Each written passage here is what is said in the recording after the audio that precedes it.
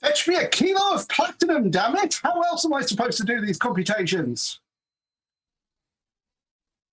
Good evening. Welcome to Dramatis Personae. And we are here tonight, and if you didn't recognise that quotation, effectively, that's me taking on Spock in The City on the Edge of Forever. This evening, we are not just doing the classic Trek episode, we are doing the early draft version of that, as written by the incomparable and slightly irascible Harlan Ellison. Before we get to that, just a quick reminder that we are currently supporting AKT, formerly known as the Albert Kennedy Trust here in the UK, and they're a fantastic organisation who are working with young LGBTQ people who are homeless or at risk of being made homeless. Obviously, this is a problem for young LGBTQ people, particularly because of the way family relationships can suddenly change in the face of them coming out. So I will talk more about those in the breaks later. In the meantime, let me introduce you to our fantastic cast who, as ever, have come together on their nights off, completely unpaid for this effort, in order to produce a fantastic show. So at the head of the cast list this evening, I have Lita Chrisman, who is... I'm sorry, did you say we're not getting paid for this? I'll be narrating this evening, thank you. I mean, you get the respect of your peers as ever, Lita. Not that you've got any peers, obviously. Ben Church. Hello, I will be playing Captain James T. Kirk. Not the James R. Kirk who appeared in another episode. We have the lovely Steffi. Hello, I'll be playing Lebec and the Renegade Captain. Fantastic. We have the gorgeous Cheryl. Hello, I'll be playing Richard Beckwith and the cook as well. Fantastic. We have the ever logical Casey. Hello, I'll be playing Spock. Did you see and I'm kind of excited because normally I'm playing like 3 roles, so I'm only doing 1 this time. Well, I mean, what Casey's playing down there is the fact that she's playing loads of roles behind the scenes. So, Casey, don't put yourself down. You are very important to this production, even when you're just playing Spock. We have the gorgeous Maxim Rex. Hello, darling. I'll be playing the transporter chief and the janitor. Most important job on the show. We have the ever beautiful Randall C. Brown. Thank you. I am playing Yeoman Rand and the racist rabble rouser. I mean, talk about typecasting, right? I mean, Yeoman Rand, obviously. I'm playing Crewman Rando, who seems to turn up in a lot of episodes. What is it with this Rando guy? He's everywhere. And I'm also being typecast as a tricorder this evening. We have the svelte Sarah Horton. I don't know about svelte, but I'm playing Edith Keeler. Play your cards right and you can be svelte later. And we have, and I'm really pleased to see him, the lovely Angel, who's back from a brief sabbatical. How lovely to see you, Angel. Who are you playing? I am the guardian of forever. Also, I am playing Trooper, a character who did not make it to the final draft of this episode, but has some fun roles in this Harlan Ellison version. It's nice to be back. Nice to see you all. It's really good to have you back. Also, I feel like you've discounted the fact that like the Rando family is a multi-generational military family in the 23rd and 24th centuries that just Starfleet's in their blood. You're right. You've completely changed how I'm going to read that one line later. It's like the Deckers. Yeah, I mean, how would you cope? We should have this conversation on the motion picture, but how would you cope knowing your dad was Commodore Decker? I'm just asking. So, City on the Edge of Forever is consistently regarded as Star Trek's most powerful and beloved story, and I'm reading from the introduction to this, which was turned into a graphic novel, for those of you who are interested. So I'm just going to read out the introduction from this. Originally airing as the penultimate episode of the original series' first season in April 1967, the episode left a mark on the series that endures decades later. The story combines fantastic elements that marble many Star Trek tales, ancient mysteries, time travel, and ancient civilizations, with a compelling story that holds real emotional impact. Winning both the Writers Guild of America Award and the prestigious Hugo Award from the World Science Fiction Convention, City was the work of noted literary sci-fi author Harlan Ellison. However, in reality, Ellison's original script was to undergo numerous revisions at the hands of other writers to bring it in line with Gene Roddenberry's concept of the TV series and the production restrictions of the time. Ellison never wrote for Star Trek again, but his take on City remained fascinating curiosity for fans. What if? That left many wondering how the original teleplay might have evolved if the writer's ideal had been retained. Now, 50 years later, we are going to bring you the original script as published by Harlan Ellison not long before he passed away.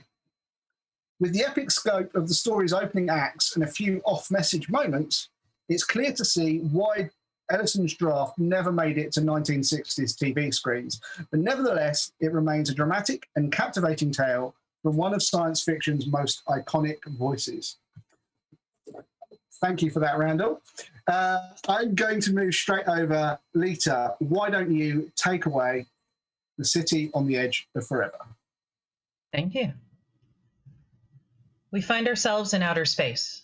The USS Enterprise hangs in mid-foreground over a strange silvery planet under a wan and dying red sun.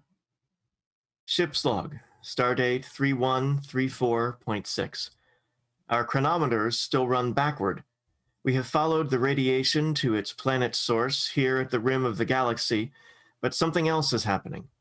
When we left Earth, each of the 450 crew members of the Enterprise was checked out stable, but it's been 2 years. So much stress on them. We have continuous psych probes, but we know some have been altered. Even some who may have gone sour. We can't know till the flaw shows up. And by then, it's too late. Much too late. In Beckwith's cabin, we see a small metal container, and it is opened by a hand. The black velvet interior slides up to reveal half a dozen glowing jewels. They are faceted solids, but not stone. More like a hardened jelly that burns, pulsing with an inner light. Gold, blue, crimson. Beckwith, stop it. Give me one. We see Lebec, a woman with a strong face. A face now beaded with sweat, a face in torment. And another officer, Richard Beckwith, a man whose face shows intelligence and something else. Cunning, perhaps, or even subdued cruelty. Beckwith holds the pulsing jewels in their container. He smiles unpleasantly as Lebec stares, transfixed by the jewels. Jewels of sound. So expensive. So illegal. You want me to give you a dream narcotic they've banned all through the galaxy? Tisk, tisk, Lieutenant. How far you've fallen. I won't beg, Beckwith. No. How long have you been under my thumb, Lieutenant? How long have you been hooked on the jewels? Lebec's face tightens, her fists clench at her sides. You gave me my first taste on Cacao. That was a year ago. One taste and I was addicted. I need one. Stop playing with me. Beckwith extends one, a golden jewel. But as Lebec reaches for it, Beckwith closes his fist, and the light is shut off. Lebec gasps, winces as though physically hurt. Then, with his hand still extended, Beckwith gets down to business. I want to know about that planet out there. What the log says about valuable commodities. I want a landfall pass, and I want you to cover for me when I trade with the natives. After the slaughter, you cause an upper 5. You'll do it again. If Kirk finds out... He won't find out, will he, Lieutenant? If he does, you'll never hear these jewels singing inside you again. I'm your only source, remember that. I'm coming back from this a rich man, and I'll never have to go to space again. Nobody's getting in my way. Lebec, I want to live an elegant life, but that takes resources. So you cheat aliens, get them hooked on illegal narcotics, and steal what they could trade for cultural advances? Hooked like you, Lebec. Hooked like you. Yeah, like me. And I'm already paying. But you'll pay a little more. Do I get what I want? Lebec nods painfully, reluctantly. Beckwith slowly opens his hand and the golden light shines. Lebec grabs it quickly and swallows it. Beckwith smiles knowingly at Lebec as a look of almost orgasmic pleasure crosses her face. Beckwith's face begins to shimmer with weird lights, like a Van de Graaff generator, like heat lighting off of rain-slick pavement. We hear the incredible music of the jewels as they reach through Lebec's head. Part electronics, part orchestral, and something like a scream from a creature dying horribly. Everything goes out of focus as the lights collide and merge and swirl and dance in patterns of no pattern, and for several beats, we see through the drug-drunken eyes of a woman in the grip of an alien narcotic. The music rises and the scream builds as Beckwith's face fades away with that damnable smile and everything blurs. On the bridge, everything leaves its fuzziness, and we see Lebec at a huge bank of ship's controls, knife switches depressed and a control bar in her hand, gauges oscillating wildly and all of them in the danger red country. There is a frightening, high-piercing whine of machinery stressing to implosion level that is the tail end of the scream we have heard through the drug vision. Lebec, damp that starboard unit. You're running in the red. You'll blow the entire drive. Lebec. We see Lebec being dragged away from the controls by two crewmen as Spock steps in quickly but calmly to damp the power controls. The whine subsides rapidly. Spock turns to Lebec. He is as coldly furious as an alien without emotion can get, menace in his voice. You've been walking around this bridge like a man underwater for 2 hours. If you're unwell, Lebec, have yourself placed on relief and leave the bridge. 2 hours, mon Dieu. She shakes her head as though to clear it, and then stumbles away, up the risers to the hatch, which sighs open at her approach. She pauses for a beat at the portal, hand on the wall to steady herself. Spock watches her with concern. She goes through the portal. Lebec passes down the corridor passage, pausing for a moment to fight with herself. We see her self-loathing, her torment. At Beckwith's cabin, Lebec careens in through the portal. Beckwith looks up from some paperwork he's doing at a desk, on which dozens of disc books and jewel cases are held in place by bookends that are two huge faceted blocks of brilliant green jade. I am done. I almost disabled the ship. Whatever Kirk wants to do with me, I'll deserve it. But I'm turning you in, Beckwith. She whirls to leave as Beckwith leaps up from the desk, reaching for one of the blocks of jade. Lebec hurries through the corridor. We see Beckwith over her shoulder, plunging after her, raising the block of jade and swinging the heavy weight. A pair of crew members comes around the corner as the sound of a heavy weight hitting something soft is heard. One of the crew members screams. Beckwith dashes away towards the transporter chamber. There is a guard on the portal, but Beckwith rushes at such a breakneck pace. Full out, damn it! That he is on the guard, grabs his phaser rifle, and smashes the man to the deck with the butt of it before the man can raise a hand to stop him. He plunges through the hatch, and it closes behind him. Around the bend in the corridor boils a throng of Enterprise personnel, led by Captain James Kirk, Spock, Yeoman Janice Rand, and Dr. McCoy. He came this Down way. there, the guard. They dash towards the transporter chamber. McCoy drops to one knee to aid the guard, who lies twisted at an odd angle, possibly dead. Kirk and Spock try the hatch, sealed from the other side. Yeoman Rand moves in between them with a phaser and begins to puddle the seal tight as we hear the sound of the ship's transporter. They burst through the hatch. The transporter is still glowing. On the floor, the transporter chief, half conscious, struggles to sit up. He points to the machine. Beckwith, he went down. Fit out a patrol. Jump. The crew rushes every which way to equip a patrol to transport down after the killer. Kirk turns to stare at the still glowing transporter with its eerie humming, and we see his concern. End prologue. Act 1. On the planet, we see booted tracks on the desolate face of the barren world. Silver gray sands that take a good impression of the Beckwith tracks receding towards the horizon. Nothing else. No rise, no hill, no foliage, no break or relief from the sheer flat desolation of the terrain, as though some cosmic god had flicked an ash and it had grown into a world. A burnt-out ember of a sun hangs dolorously in the cadaverous sky. Ship's log, stardate 3134.8. This cinder, this empty death of a world. We see the telltale shimmering and coalescing. That means crew members from the Enterprise are materializing from the transporter. Kirk, Spock, Yeoman Rand, and 3 enlisted crew appear. This is the source of the strange radiation that had our clocks running backward. How odd that Beckwith should choose this ghost of a world for his escape. I'm transporting 2 shifts for patrol. Rand, Spock, myself, and 6 enlisted crew. We'll find him. Spock indicates the tracks to Kirk and points in the direction they vanish. We see Kirk deploying his crew patrol in a search pattern as they move forward. The patrol moves across the wide, empty face of the planet. But something more important has us nervous. A world with a dying sun such as this. It should be frigid without atmosphere, but we aren't cold, and we can breathe. Yeoman Janice Rand turns her head sharply. A console is strapped on her and dials dot the face of the machine. A hum grows stronger from the machine. Captain, there's the source of the radiation.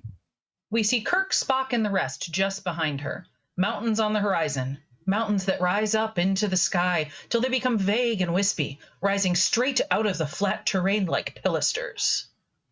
The tracks, straight for the mountains.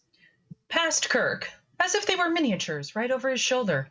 The mountains with a strange glittering on one far distant peak. Mr. Spock, do you see the city up there? Do you see it too? It is there, Captain. It is illogical, but it is apparently real. Like a city on the edge of forever. Kirk moves away toward the horizon, and the others move with him. We see the far distant view of that gleaming city, seen in almost opaque dimness.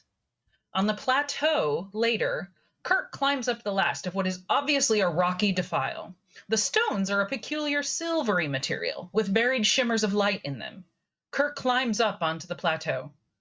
Gray sky past the rock prominences, light and eerie mist give the entire area an ethereal look.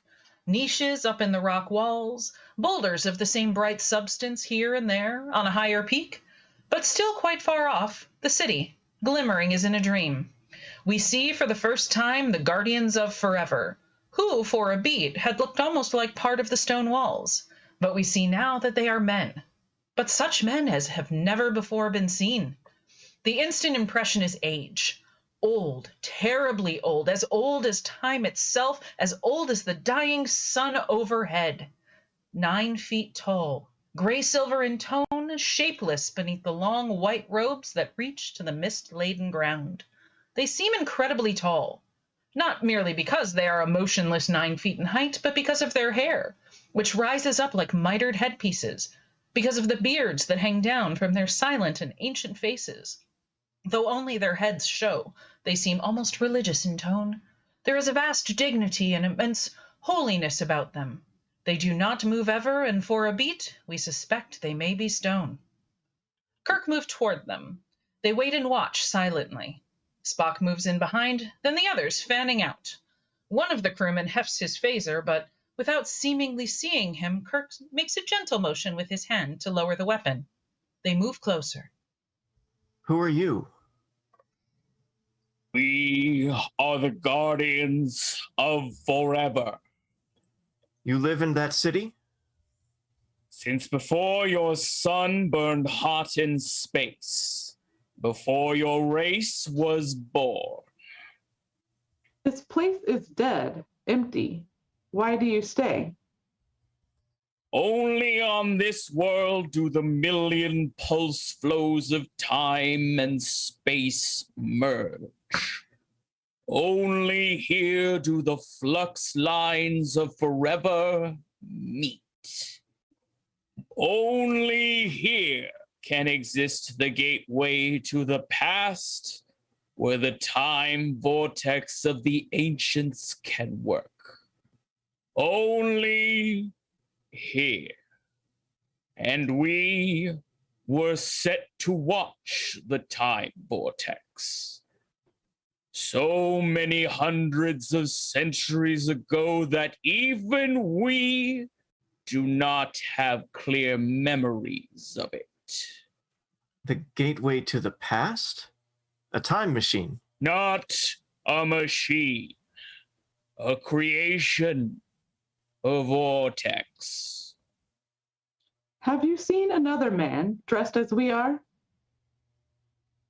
What we see has already been or is yet to be. No. No other like you. We see Beckwith, hidden in a shadowy crevice, his phaser aimed at Kirk, listening. He looks around himself, trying to find a way out, but we see it is a cul-de-sac. The only escape route is the past the Enterprise crewman. He looks desperate but vicious, far from finished. There are legends in space about you. You are the first visitors we have had for twice 200,000 years. The mist rises, the lights change. Kirk approaches another step. We can see something in him we have never seen before. Wonder. Absolute, all-consuming wonder. He has found a key to the secrets of the universe that compel him. He is being filled to the top with amazement, and he leans forward, almost like a child. I've always thought stories about time machines were the drunk stuff of lab technicians when they had too much pure grain to drink. That which is. The Guardian turns its head infinitesimally. Kirk looks in the direction the Guardian has indicated, and his eyes open wide, delight and amazement and confusion and belief there. It is the time vortex. Set in a tall, narrow, rocky defile, the time vortex rises up, different to each who see it. A pillar of flame, a shaft of light, a roiling brightness of smoke, whatever wonder you care to make of it, the obvious aspects are light, height, and insubstantiality. Pure matter, built by a science man will not understand for 100,000 times the span of years he has already existed. And it's possible to go back and forward in time? All time, all space. They meet in this brightness. The vortex. Can you give us a demonstration? Is that possible? Time is wary for the craftsman who cannot demonstrate his craft. We have nothing to do but desire to show you the past. Can you show us the past of any world? There is the faintest possible nod of, yes, we can. The past of old Earth, please. The Guardians look toward the pillar of light, and Kirk does too. At first there is no change, but in a moment there is movement in the light, a thickening, a roiling like oil, like quicksilver mixed with smoke, and a series of scenes begins to take form in the vortex. A scene of primordial times, great saurians, a woolly mammoth, steaming prehistoric jungle, reality. A scene in the days of clipper ships, reality. A scene of New York City in the time of the Depression, 1930 to 32.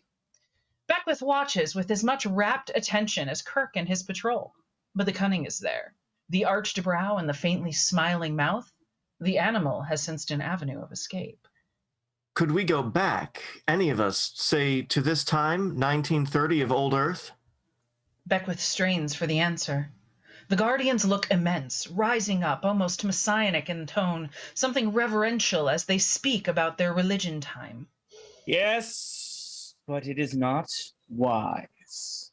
Man and non-man must live in their present or their future, but never in their past, save to learn lessons from it. Time can be dangerous.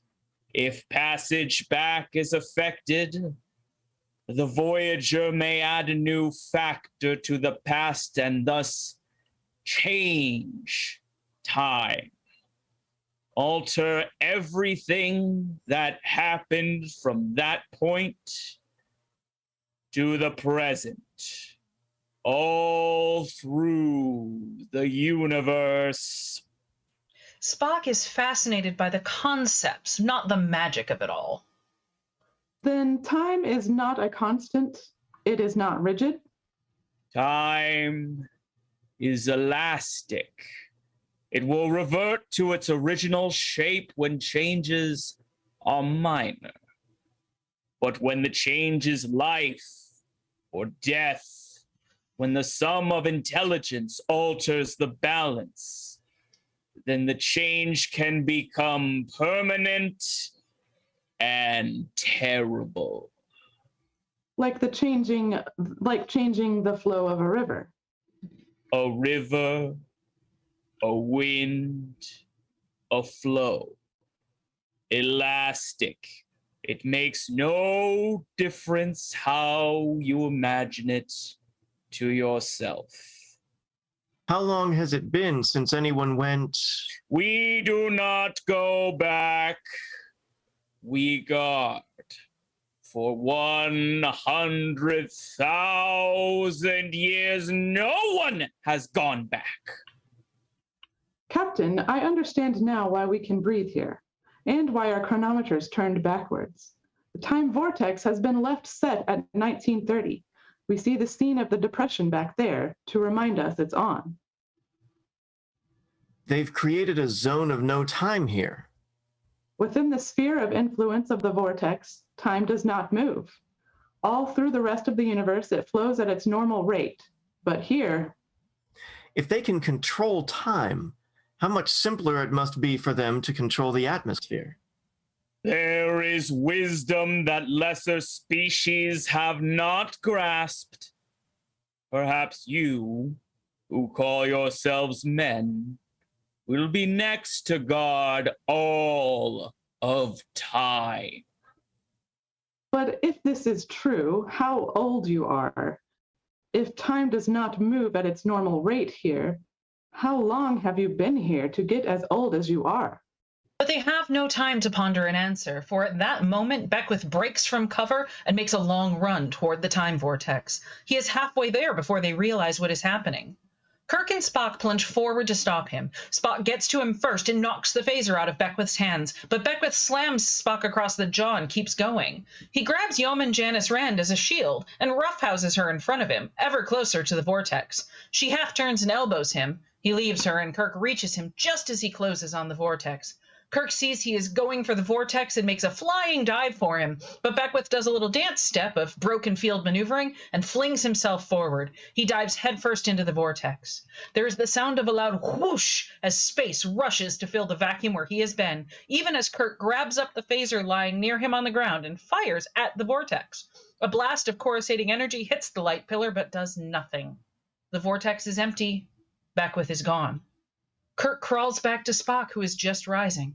Yeoman Rand joins them and the rest of the crew patrol. Are you? I am undamaged, Captain. Kirk looks at Janice Rand. She nods tightly that she's fine also. Then Kirk turns quickly, speaks to the Guardians. You went back? Yes, the vortex was active. Your world, old Earth. But you said... All past history has been changed. But how can that be? It all looks the same here. Yes, here. But from here outward, everything has been changed.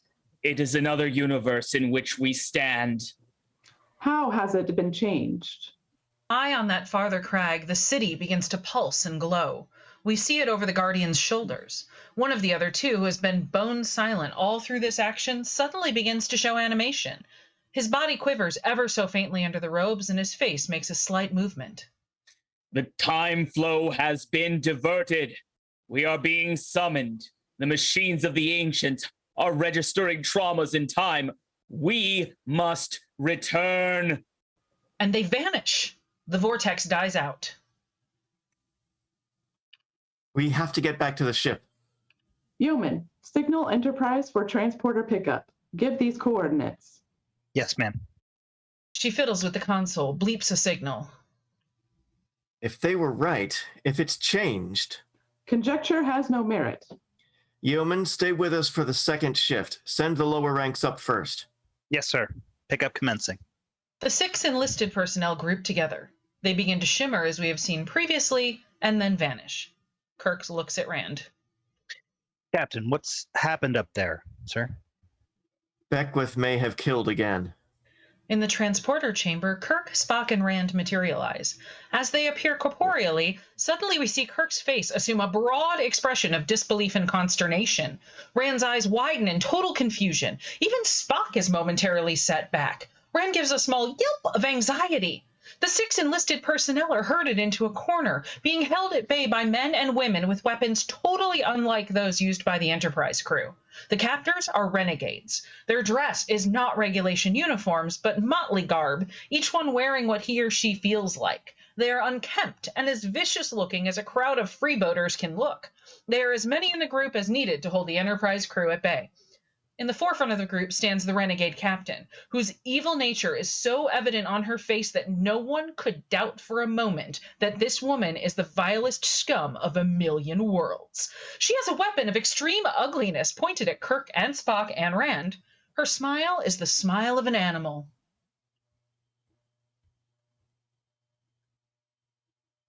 Welcome to the Condor.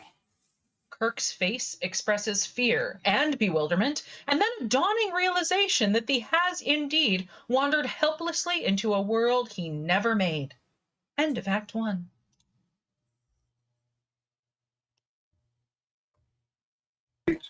Wow, a completely different opening to that episode than the one that we eventually saw on TV. But there they are aboard the USS Condor. Now, I could be wrong. I think this might link into the fan films Renegade that happened later on. I don't know. It sort of seems like there's a bit of logic there, but we'll see. I just want to take a moment to remind you about AKT, who are the charity we're supporting at the moment. AKT support LGBTQ plus young people aged 16 to 25 in the UK who are facing or experiencing homelessness or living in a hostile environment.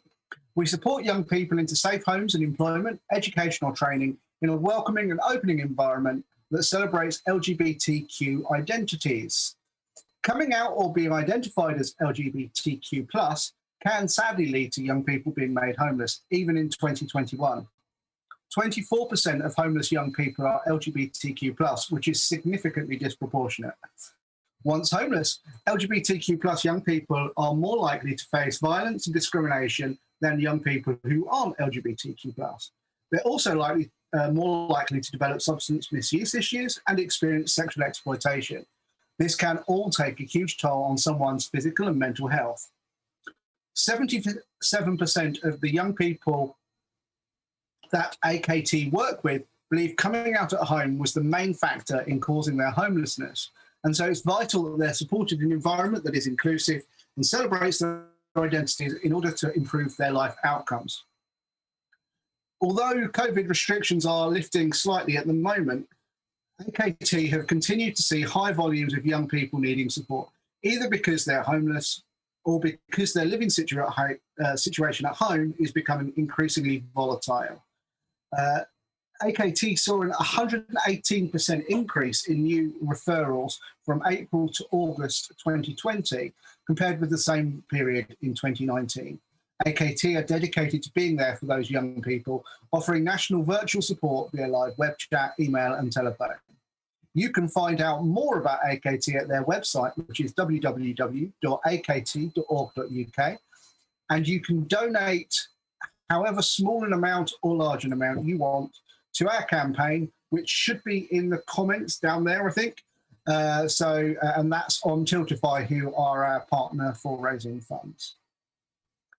I think it's time we return to the Condor. In the transporter chamber, the renegades hold the Enterprise patrol at bay. Kirk and Spock make a slight move, but guns come up, and they settle back.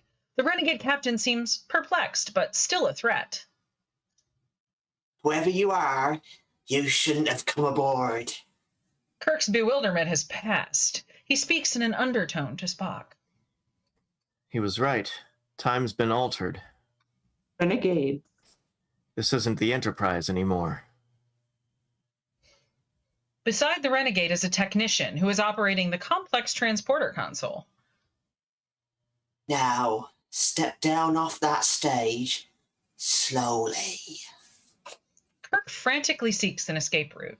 Yeoman, give that console full feedback. Janice Rand hesitates a fractional beat to understand his order. Then we see the console still strapped on her, and her hands moving to two big calibrated knobs. She suddenly twists them as far as they will go. There is an abrupt, piercing whine. The transporter console erupts in a shower of sparks and a wham! And the technician is thrown half across the room. The renegade captain and her crew naturally turn with a start, and in that instant, Kirk leaps off the transporter stage. Go! Spock joins him in a flying leap that carries him off the stage and onto the nearest renegade. The Enterprise crewmen begin punching, grabbing weapons. There is a pitched battle in the cramped confines of the transporter chamber, and the tactic resolves itself into forcing the remaining members of the Condor's crew out the hatch and sealing it behind them. The final tally has one Enterprise crewman dead on the floor, probably a red shirt, and 3 Condor renegades in similar condition. Several of the patrol with phasers stand guard at the port, waiting for a counterattack. The remainder gather around Kirk. Janice Rand is trying to pull her torn uniform around her. Spock has a cut on his cheek. He is bleeding yellow. Captain, where's the Enterprise crew? Not here. Maybe nowhere. Logically, with time altered, they were possibly never born, or they have become those. He jerks his head in the direction of the hatch and the renegades. There are 450 enemies out there. Out there in the corridor, the renegade captain regroups. Nimblek, Ocean, blast through that hatch. 2 renegades with weird hand weapons move on the hatch, start to blast at it. The door gets smoky, smudgy. The crewman nearest the hatch inside the room turns his head sharply toward the door. I feel heat. They're blasting. There are too many variables to this problem. We have to change things back. Then all the possibilities come back to a single course of action. Yeoman Rand, can you hold this chamber? How long, sir? Indefinitely. There is a beat of silence. Everyone knows what he means. She nods. Kirk looks at Spock. Let's get back. They hasten to the transporter stage and get on. Rand moves to the main control panel that her feedback exploded. I'll have to cut in alternate circuits, Captain. My feedback burned out the central sources. Do your best, Yeoman. As she works, rehooking circuits, moving hurriedly, Spock moves off his transporter plate to Kirk's side. Spock leans in to speak so the crew won't hear him. They may not allow us to go back after Beckwith. They've got to. Time is something sacred to them. They may not think as we do, that it should be changed back. They've got to. Ready, Captain. It's jury-rigged, but it ought to hold. Energize. Hurry back. We might not be here when you... They dematerialize. A few faint sparkles fade. On the plateau of the Guardians of Time, Kirk and Spock materialize.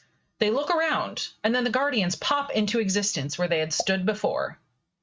The universe you knew never existed. The ship you came in never existed. The people you knew never existed. Let us follow Beckwith. We'll change time back. The rope of the time stream knots and knots again. It is far more dangerous attempting to unsnarl the past than it is to let time flow on. Let it go. Not that easy for us. Everything we knew, everything we care about, they're gone or changed. You are children believing you can put smoke back in its bottle. Is time immutable? Or can it be set back as it was before Beckwith's intercession caused the knotting? The man Beckwith, he is a serious impediment in the time flow. He is scar tissue, a clot in the chronal bloodstream. Do you know the concept, evil? We do. Send us back. We'll retrieve him. There is a problem, of course. There is always a problem. Time cannot be doubled. Basic physics. Two objects cannot occupy the same space at the same time. You cannot send us back to the precise time of Beckwith's appearance, can you? Before or after, but not the same. Spock looks at Kirk. They communicate silently, analyzing the options, the two intelligent problem solvers considering all the possibilities. Finally, they nod to each other. Before he gets there, he won't know. He won't know we're already settled in. How close can you set us down in the past? Soon. Close, perhaps. But we have no way of calculating such things. Captain, the tricorder. I can set it now to resonate in phase with the vortex. That will establish a baseline for dating. And once in the past, we can get our chronological bearings. We'll grab him when he comes through. We'll be waiting. I just hope we won't have been waiting for years. If we bring him back, then the river resumes its natural course. Everything goes back the way it was. Guardian nods. But in each time period, there is a focal point, an object, a person, something that is indispensable to the normal flow of time. Unimportant otherwise, but as a catalyst. And if Beckwith tampers with it, time is changed permanently. Will Beckwith know what this focal point is? No, but the stresses of the time flow will draw him to it. If he influences it, nothing can restore the shape of the past. Then how can we stop him? Bring him back. He will seek that which must die and give it life. Stop him. I don't understand. Can't you tell us more? Blue it will be. Blue as the sky of old earth and clear as truth. And the sun will burn on it. And there is the key. Kirk and Spock look at each other. The Guardians have obviously said all they can say. They nod with resignation at each other and turn to the time vortex, just as it flickers to life. They move toward it, flames and light burgeon, rapidly changing colors wash across Kirk and Spock. They step up to the time vortex, hesitate, then step in. Flames leap up about them, and they vanish. As night falls, they run like hunters. And for all our wisdom, we are helpless. Against the blackness in solarized image, Kirk and Mr. Spock, reverse image, as though they were negatives, hurtling toward us out of the dark, a sense of intense motion. They hurtle straight for us and frame to black. New York Street, 1930, a seamy down at the Hills Street. Murky glass storefronts, automobiles of the period, but very few. Prominent in the scene is a store with a large sign proclaiming CCC camps, sign up here. Beside it, another store with a sign that says free soup, and a smaller sign with an arrow that says form a line. In front of these two shops, there is a small group of men. They are in a line, and though we can only see 6 or 7 shabby men in caps and shapeless coats outside on the sidewalk, the way they are queued up with the line disappearing into the soup kitchen, we know there are many more in the crowd. On a soapbox between the two stores, a tall, wild-eyed man with a typical mustache of the time, dressed in the same shabby garb, wearing a frayed newsboy's cap, holding an American flag on a pole, is haranguing the crowd. The penniless men listen to this racist rabble-rouser who is slowly inciting them to riot, as we see the sudden materialization of Kirk and Spock at the rear of the crowd. Kirk faces the racist rabble-rouser, but Spock is turned the other way, as though they had come through time turned about. Kirk and Spock look around, startled and disoriented. They find each other, and there is wonder in their eyes. Not till this moment have they believed what the act of time travel was really like. Now they turn to this racist rabble-rouser as he howls. What kind of country is this? Where men have to stand in bread lines just to fill their bellies? I'll tell you what kind. A country run by foreigners. All the scum we let in to take the food from our mouths, all the alien filth that pollutes our fine country. Here we are, skilled workers, and they want us to sign up for CCC camps, civilian conservation care. Men, is that what we're gonna do? Work like dogs in the fields while this swine who came to speak our language take... Spock, like any of the rest of us with any sanity, looks at Kirk with disbelief. Is this the heritage Earthmen brag about? This sickness? This is what it's taken us 500 years to crawl up from. The racist rabble-rouser sees Spock in the rear of the crowd. The fanaticism of his harangue is suddenly halted. He rises on tiptoe and suddenly points a finger. There's one. There's one of them foreign troublemakers. Why don't we show him how we like his kind? The crowd turns almost in a body, and there is a definite murmur through the crowd as they see Spock, an obvious alien, although they have no idea how alien, who looks around uneasily. Kirk edges away with his phaser leveled, and we wonder for a beat if Kirk is possibly deserting his companion. They're the ones sending this country deeper into the depression. They're the ones that want your babies to die with swollen bellies. They're the ones. But he doesn't need to finish. The crowd suddenly howls and goes for Spock. Spock lays about with vigor, sending men sprawling. Kirk backs away, and then he levels the phaser at a lamppost, and with a sizzle, the weapon goes off, disintegrating the lamppost. The crowd falls back in horror. Kirk and Spock run like hell. They are in another time, strictly speaking, an alien world, and they are being pursued by a mob. We see the chase in a series of shots that convey a sense of phantasmagoria.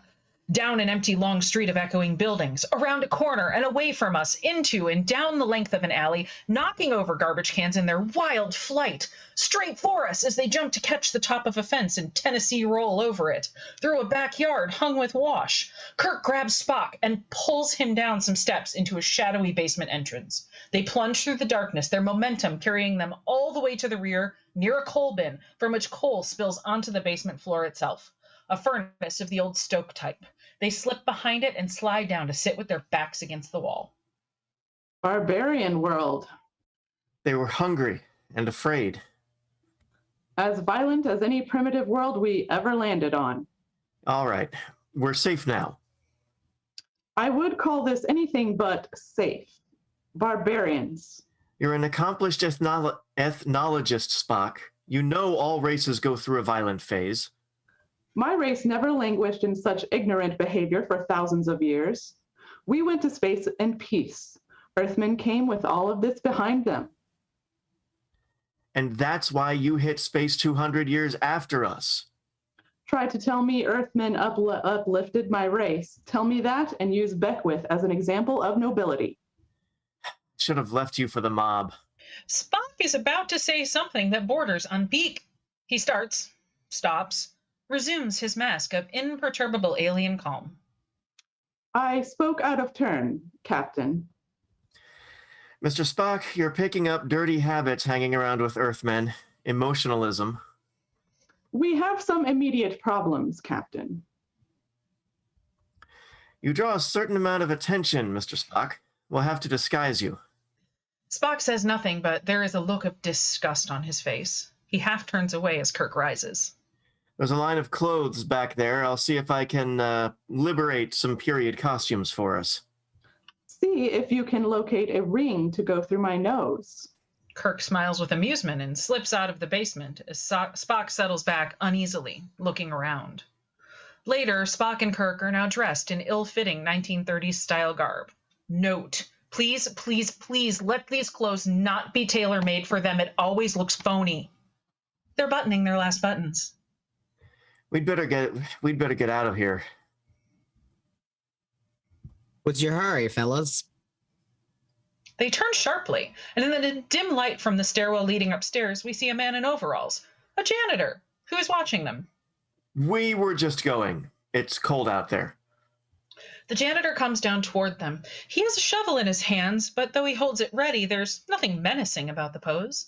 He is an older man, early 50s, with a friendly, open face. He approaches. Spock fades back a bit, letting shadows obscure him. Oh, don't fret it none.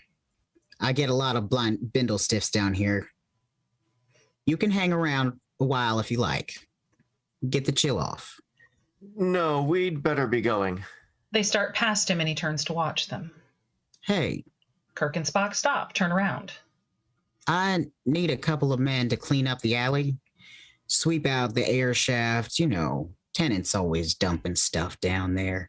I'd be willing to let you bunk out down here in exchange. Give you some bedding. Kirk and Spock look at each other. Well, that's kind of you, but... Long as you don't swap nothing, it'll work out fine. You need a place? I need some help. Kirk looks at Spock and murmurs sotto voce. Worse than any barbarians? In the stairwell of a tenement building, Spock and Kirk are sweeping up. Kirk lays down his broom and starts to wrestle a huge garbage can loaded with refuse towards a small dolly. Spock wears a stocking cap pulled down over his pointed ears. He shovels refuse into another can. He pauses and wipes his perspiring forehead with his sleeve. Seems dubious we will find the focal point of this period, hidden away in a garbage dump. Kirk leans on the dolly. He wipes his face, leaving a black smudge. I was thinking about that.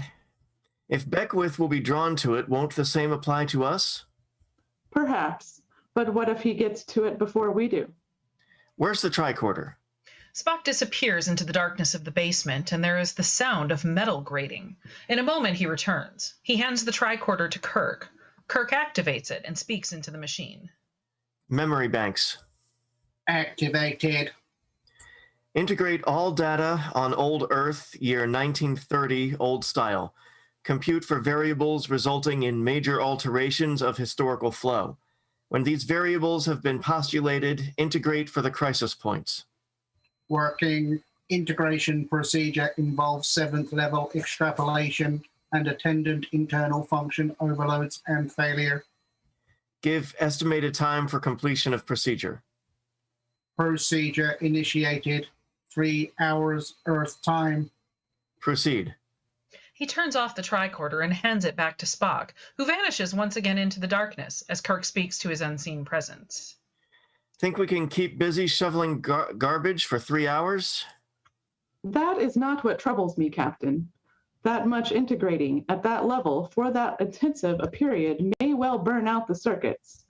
The tricorder is a self-contained unit with no dependence on the Enterprise's power, and as the Enterprise no longer exists, that is fortunate. I hear an unspoken but. But it is a unit of finite power. Setting it this excessive a task may burn out the circuits. Its value to us in this barbaric past is inestimable. As long as we get our answer, it won't matter. If we get an answer. Spock has returned out of the darkness and is at work once more. Kirk stares at him with amusement. You don't make a half-bad laborer. They barely looked at you in that movie theater last night. 23 skidoo, kiddo. Movie theater. You have an amazing facility for picking up the local language patterns, Captain. 23 skidoo indeed. But we do not seem much closer to locating that monster Beckwith. Time is relative. He hasn't even come through yet. We have a lot of time. A lot. And none at all. Spock has no humor about the situation, and there is a tone of caution that cannot be ignored. Later, Spock holds the tricorder in his hands. Integration completed. List all focal points. preliminary listing involves 616,590 focal points. Eliminate all but those within a 10-kilometer radius of our present coordinates. Unable to comply. Explain. Circuits damaged in 7th level intensity. Only partial data available. You were warned. Proceed. There is tortured clicking and whirring from the machine. Then, amidst the static, it speaks. Blue. The burning sun. The key. It clicks and hums and then quits entirely. Spock hands the dead unit to Kirk. Kirk hefts it with frustration. That takes care of that. Wasn't the blue, the sun, wasn't it what the Guardian said? Something like that? Did you make any sense out of it? A description, perhaps. It was no help before we came through the vortex, and it is not much help now. Kirk holds out the tricorder. Can you repair it? Dubious, Captain. The transistor has not been invented yet, nor the printed circuit, nor the mnemonic memory cube, nor the... You made your point, Mr. Spock. But as always, sir, I can try. Kirk chuckles and hands it to Spock.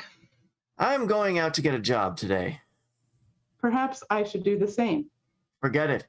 I need you working on that tricorder so we can get a fix on how long it'll be before Beckwith arrives. Besides, it's too risky. The janitor emerges from the entrance to the basement. What's too risky? Nothing. His going out for a job. Listen, these days, everybody's on the dodge. Least thing will get a man pinched. Saw someone just last week got thrown in the pokey for trying to steal bread and macaroni for his kids. What'd he do? Some friends of his are in trouble. In the transporter room on the Condor, the beleaguered Enterprise patrol. One of the crewmen wrenches open the door, and there's a phaser through the instant open hatch at the Renegades, and the hatch, with its telltale burned spots, is thrust closed immediately by hand. Note, this is intended as a shock value shot, only a few frames in duration, almost subliminal in nature. It should be there, hold a scant beat, and be gone. Longer will be confusing. It is intended to link the old Earth action with the imperativeness, the sense of moment, of action in the future. A jab in the eye, not a punch in the mouth. Back in the sterile of the tenement building. He can work around here. He needn't go out to work. But the janitor is hearing the objection. Leave it to me. I got a job down the street he can fill. In the restaurant kitchen, we see Mr. Spock, still wearing the stocking cap pulled down over his ears, and an old-style button-down undershirt with the sleeves rolled up, industriously working over a zinc double sink filled with filthy dishes. Horsehair scrub brush, cake of brown lye soap. As he works, we hear the voice of the cook. Okay, Mr. No Talk, time to quit. Mr. Spock straightens up with difficulty. His face is drenched with sweat, the front of his wool undershirt stained with 1,000 kinds of refuse. He turns.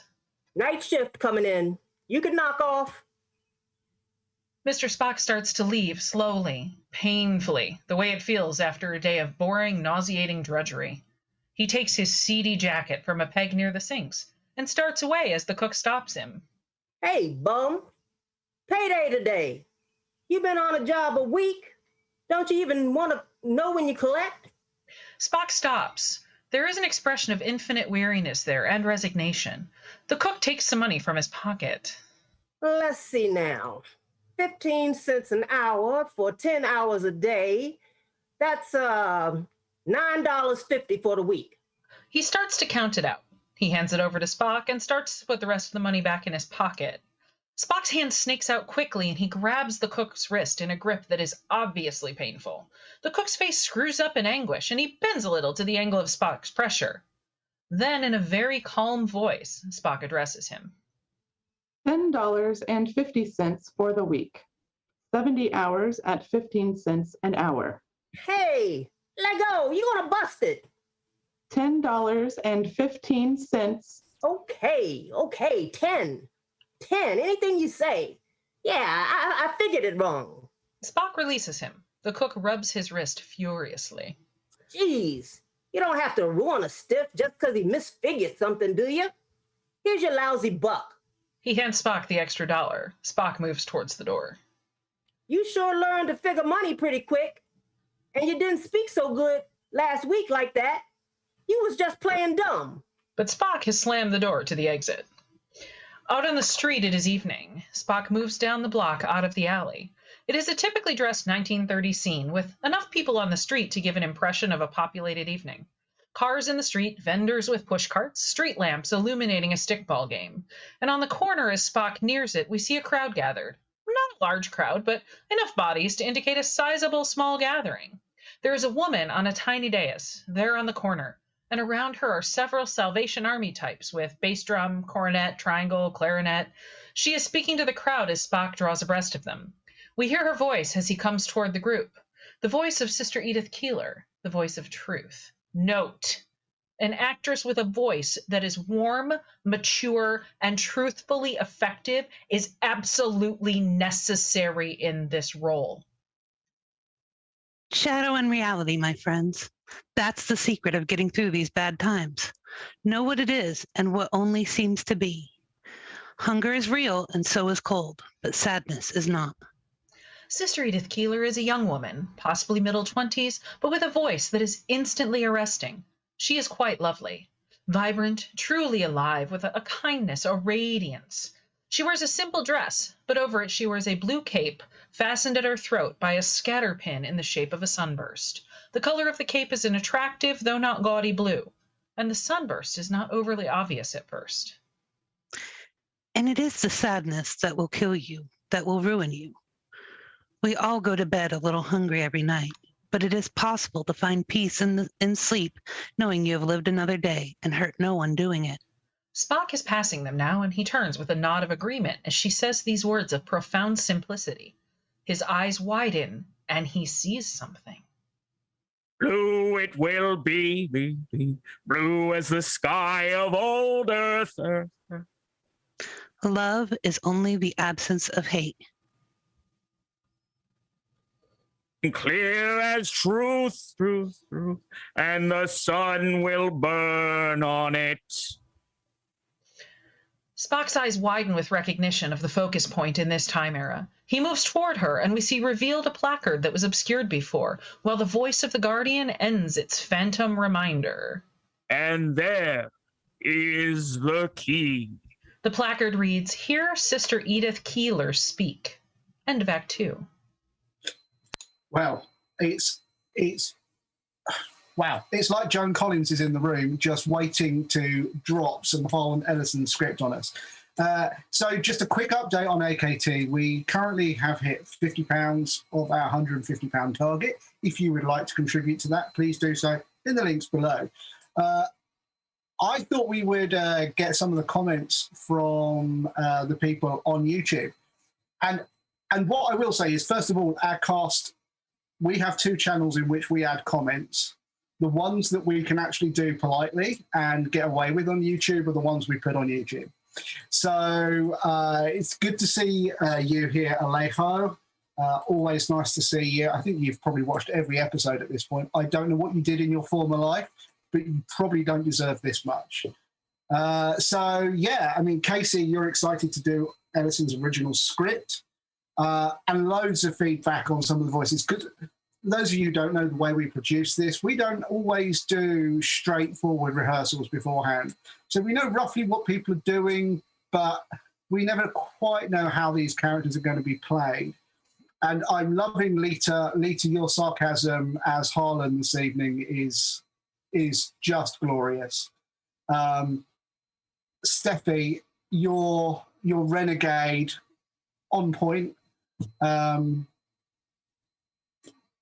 Angel, your Guardian of Forever and your rabble rouser. Who played the rabble rouser? It was you, Randall. Just you're blowing my mind. I'm really enjoying this episode for lots of reasons. And Alejo makes the note how little has changed, and I think Randall made a good point with that, with his red cap, which I assume was a real red cap, because I know in your spare time you run fascist rallies, don't you, Randall? Yeah, so yeah, this is great. I'm really enjoying this episode. If you do want to drop a comment, please do.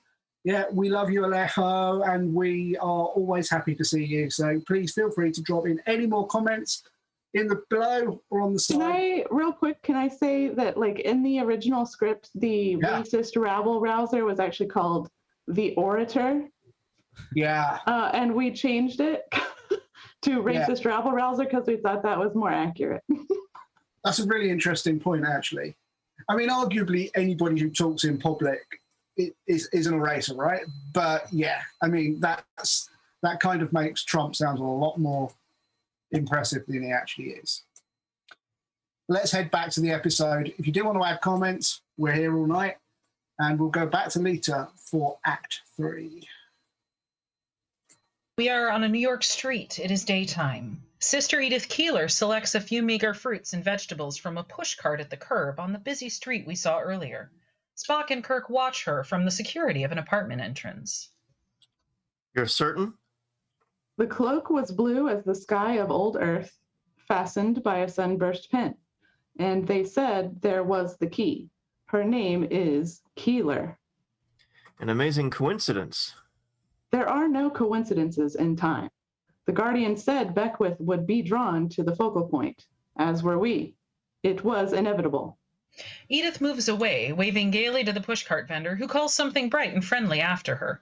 She moves down the sidewalk. As Spock and Kirk's heads move to follow her passage, she stops to talk to two women, who seem bent under a burden of sorrow. They straighten and smile as she leaves them. She pauses to talk to a child sitting on the curb playing with a cat. The child laughs. She seems such a pleasant woman. She is a catalyst. Things will happen to time because of her. I wonder what things... Or what things will not happen. That is not our concern. We have to stay with her. Beckwith will find her, and so, logically, we will find Beckwith. Find ourselves outside a tenement on another street. Edith climbs the worn and sooty stoop and enters the building. Kirk and Spock stand beside a closed-up store with "Gone Out of Business" soap written on the front window. This is where she came last night. She is in cubicle number 18. Apartment. Nomenclature. I'd probably better get an apartment here if I can, if there's a vacancy. Will I be able to live here? These people seem to have all sorts of irrational categories for who can live where. Ghettos, is that right? Sometimes. Yes, you can live here too, but you'd better keep out of sight as much as possible. Find some place where you can keep an eye on her apartment without being seen, and you can work on the tricorder. I am amused at your perception of what I must do to return the tricorder to a functional condition, Captain. Work is not the word I would have chosen. Perhaps reinvent might suffice. We've been here, what is it, 8, 9 days? 9 of these 24-hour Earth days. How far ahead of Beckwith's arrival do you think the vortex set us down? I could only conjecture. A couple of weeks? A month? Not a year. You don't think it could be a year, do you? I could only conjecture. Yes, Spock, I understand. You can only conjecture. I urge you to do so. He could have already come through. Are you serious? Then why haven't we seen him or felt him or... We won't know. If I extrapolate correctly, until he is drawn to the Keeler woman. Will it take him as long to reach her as it took us? There is no way of knowing. It's incredible to think of Beckwith coming through hundreds of years in a straight line to her, today, tomorrow, the day after tomorrow. We traveled the same line. We see the special look Spock is giving his captain, whose eyes are still on that building. A look that seems perplexed and a shade concerned. Straight to her. On a rooftop at night, Kirk and Spock lie, flat out on their stomachs, on the tenement roof, staring across an air shaft to a lit window. Apartment 18. From time to time, Edith can be seen moving back and forth. She sings a popular song of the period, which can be heard under. Kirk has just crawled in. Okay, you go get some sleep. I'll spell you. Is there anything to eat? I bought 9 pounds of cabbage and asparagus. The grocer is beginning to look at me. It is the only earth food I can keep down. No hydroponics, no synthetics. My system needs Yubash and Kiva. I can imagine how inconspicuous you'd be with purple kiva juice running down your face. Stick with the asparagus. She is keeping a regular schedule. She's quite lovely, isn't she, Mr. Spock? This is not an easy pursuit to begin with, Captain. Complications could make it impossible. What? I have a theory, Captain, that the easiest world for a spaceman to go native on is his own world. Don't be ridiculous. The stakes are too high here. That was precisely my point. He crawls away in the dark as Kirk looks after him, then slowly looks back toward the brightness of the window and Edith, silhouetted, with her song on the ascendant. Kirk is ambivalent. In a tenement stairwell, Edith comes down the stairs brightly. There is joy in her movement, enthusiasm and spring in her step. Hello. She pauses with her hand on the banister. She looks back up the way she came, and we see Kirk leaning over the railing on the floor above. Hello. I wanted to say hello. And you do it very well. Would you like to try it again? Hello. I guess it was a pretty lame way to get to meet you. On the contrary, it worked marvelously well. I'm Edith Keeler. Kirk comes around the newel post down the stairs to her. I'm Jim Kirk. I just moved in. I saw you a couple of times. You have a very pleasant accent. Iowa? Iowa, yes. That's very good. Most people don't catch it. I have a good ear. From singing in church choir, you get to know pitch. Now they stand beside each other. Well. You're quite handsome. Why, thank you. And you're quite lovely. Now that all of that is out of the way, would you like to take a walk with me? I'm going to pick up some stolen merchandise. Kirk is astonished. His expression tells us so. She notes his consternation. Don't be bothered. I'm not a thief. Some young boys I know, well, they made a mistake. I talked to Lieutenant Gleason at the precinct, and he said if the goods were returned... You do quite a lot of that sort of good work, don't you? I try to keep busy. There seems to be enough misery to keep a platoon busy. You seem sturdy, but it must wear you down. There is a depression on. The secret is not getting depressed. Shall we walk now? Love to. They move together toward the vestibule door that opens onto the street. As we go out the door, we see a mirror hanging on the wall, which gives us an angled view up the stairwell. Spock is there, watching, troubled. Edith and Kirk against darkness, walking, apparently talking to one another. Edith laughing lightly at one point as lights flicker behind them then vanish, as strobe lines shoot past, giving us a sense of space and time elapsing.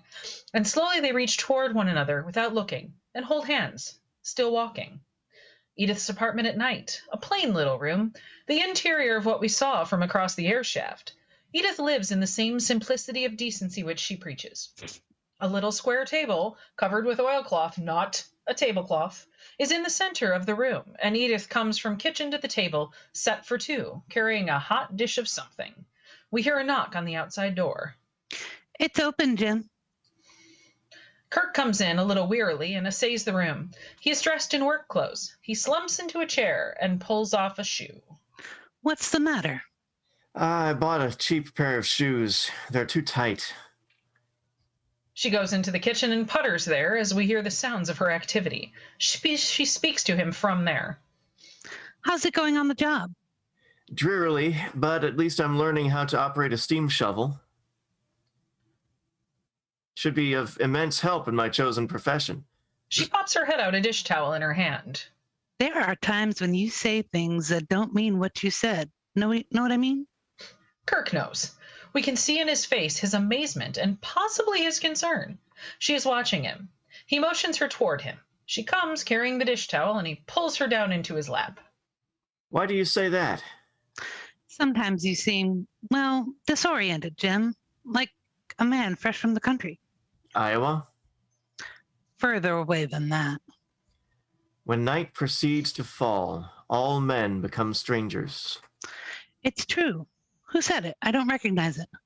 Wellman 9, an obscure poet. Someday people will call his work the most beautiful ever known in the galaxy. That's a lot of territory. There's a lot of territory out there. Now you sound like what I tell my people on the street corners. What you say is true. It's my own fault. We could always get them stretched. Kirk's face goes through changes. She has said something very important, but we don't know what. He pulls her close, buries his head in her bosom, and she strokes his hair. We are in a limbo of blackness. This conversation between Kirk and Spock is as much inside their natures as out in the world. You are my captain. It is not proper that I express such opinions. If I'm wrong, I want to know. That is my opinion. Why? It's necessary to be near her. We can't possibly know the precise moment Beckwith will find her. You argue illogically, Captain. I do not think Beckwith is what keeps you so near this woman. You're wrong. I do not think so, Captain. Since when did you become a telepath? Empathy is not telepathy. I can feel it coming off you in waves. You are getting involved. I just want to find Beckwith. Captain, fooling me is simple. Just give me the order. I will change my opinion. But we talk, Mr. Spock. We sit and we talk about everything. She is a fine person. Listen, I've been on the move since I was old enough to ship on as a wiper in one of the old chemical fuel rockets. It's been time, Mr. Spock. A lot of time. And the women you have known have been casual liaisons in the port cities and the pleasure planets. It is that way for every spacer, Captain. I am a Vulcan, not an asexual. I understand very well. But this is something else, Spock. Total communication. I've never known anything like this with anyone. She knows Spock. She understands everything. It can be a foolish thing, Captain. We are only phantoms here, things lost from a future that may not even exist again. We have not even been born yet. Lost things set down on an alien shore, Captain. Why? Why does it have to end here? You cannot change the past without changing the future. Why can't I bring her back with me? She isn't important here. The way she feels, the goodness, the things she believes for the world, they aren't ready for it. She is going to die. There is a shocked moment of silence. I was able to repair the tricorder. Not well, but sufficiently to learn she will die. No. Captain, she has to die. The Guardian told us. He had insufficient codification to interpret the metaphors, but I have been resonating the words again in my mind. No. He will seek that which must die and give it life. Stop him. I don't believe that. They didn't mean that at all. How could her death alter the course of history? In a million ways. If she lived, she might give birth to a child who would become a dictator. That's all extrapolation. None of it is real. You're guessing. In a few years, this planet will have a war, a great war. What if her philosophy spread and it kept America out of the war for a mere 2 years longer? And in that time, Germany perfected its atomic weapons. The outcome of the war would be reversed. That's insanity. History, Captain. There are spools of records on the Enterprise. I have played them all. What I suggest is just one logical extrapolation. She has to die. History and time demand it. I don't want to think about it. Leave me alone. I will leave you alone, Captain, but time will not. Their images begin to fade into the blackness like a light being turned slowly down, dimmer and dimmer, till all we see is the tormented face of Jim Kirk. On a street at night, Kirk walks, hand in hand with Edith Keeler. Street dressed for a Saturday night, people out on the sidewalk, cars passing, women leaning out of upstairs windows, calling their kids to come in, sitting on stoops talking, the activity, the life of the city, consistent with the image of the times. As they pass a series of shops, we begin to hear music from one of them, a jaunty tune of the times played on a raggy piano, being sung by a patron. She is singing Please. Please lend your little ear to my pleas. Lend a ray of cheer to my pleas. Tell me that you love me too. Please let me hold you tight in my arms. I could find delight in your charms every night, my whole life through. As they pass the down below street level music shop, Edith stops, turns, and cocks her head to one side. She smiles and rocks to the music while Kirk grins. Let's go down for a minute, Jim. We have time before I speak, and I love this song. Kirk nods agreement. Edith starts down the wrought iron stairs to the shop as Jim walks behind her.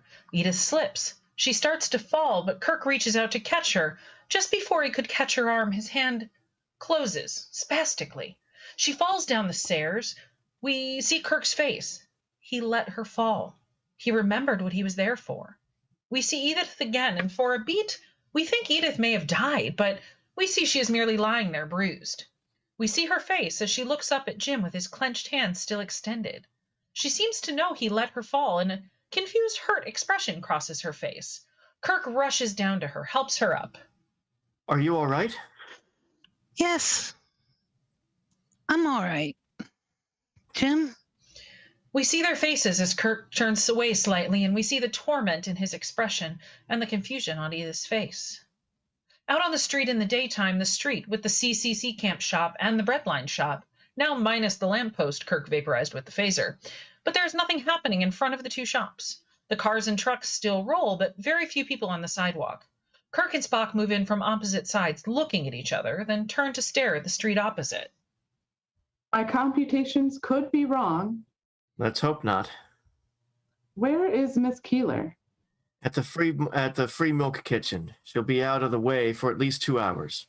As they stand there waiting, a large stake bed truck filled with barrels thunders past, foreshadowing.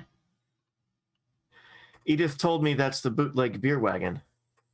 Bootleg? They're in something called the Great Depression. They're also undergoing something called the Great Prohibition. Trucks like that are prohibited? Sometimes, Mr. Spock, your tendency to take things literally is a pain in the fundament. But you said... No, not the truck. What it's carrying. What's in those barrels. Beer and alcoholic beverage. Liquor is prohibited. Yes. I remember the spools mentioning this great There. We see the brick wall in a sudden shimmering as Beckwith abruptly becomes substantial, standing there looking around, trying to get oriented, still wearing his Enterprise garb. Then Kirk and Spock dash towards him. Beckwith looks across the street and sees Spock and Kirk coming for him.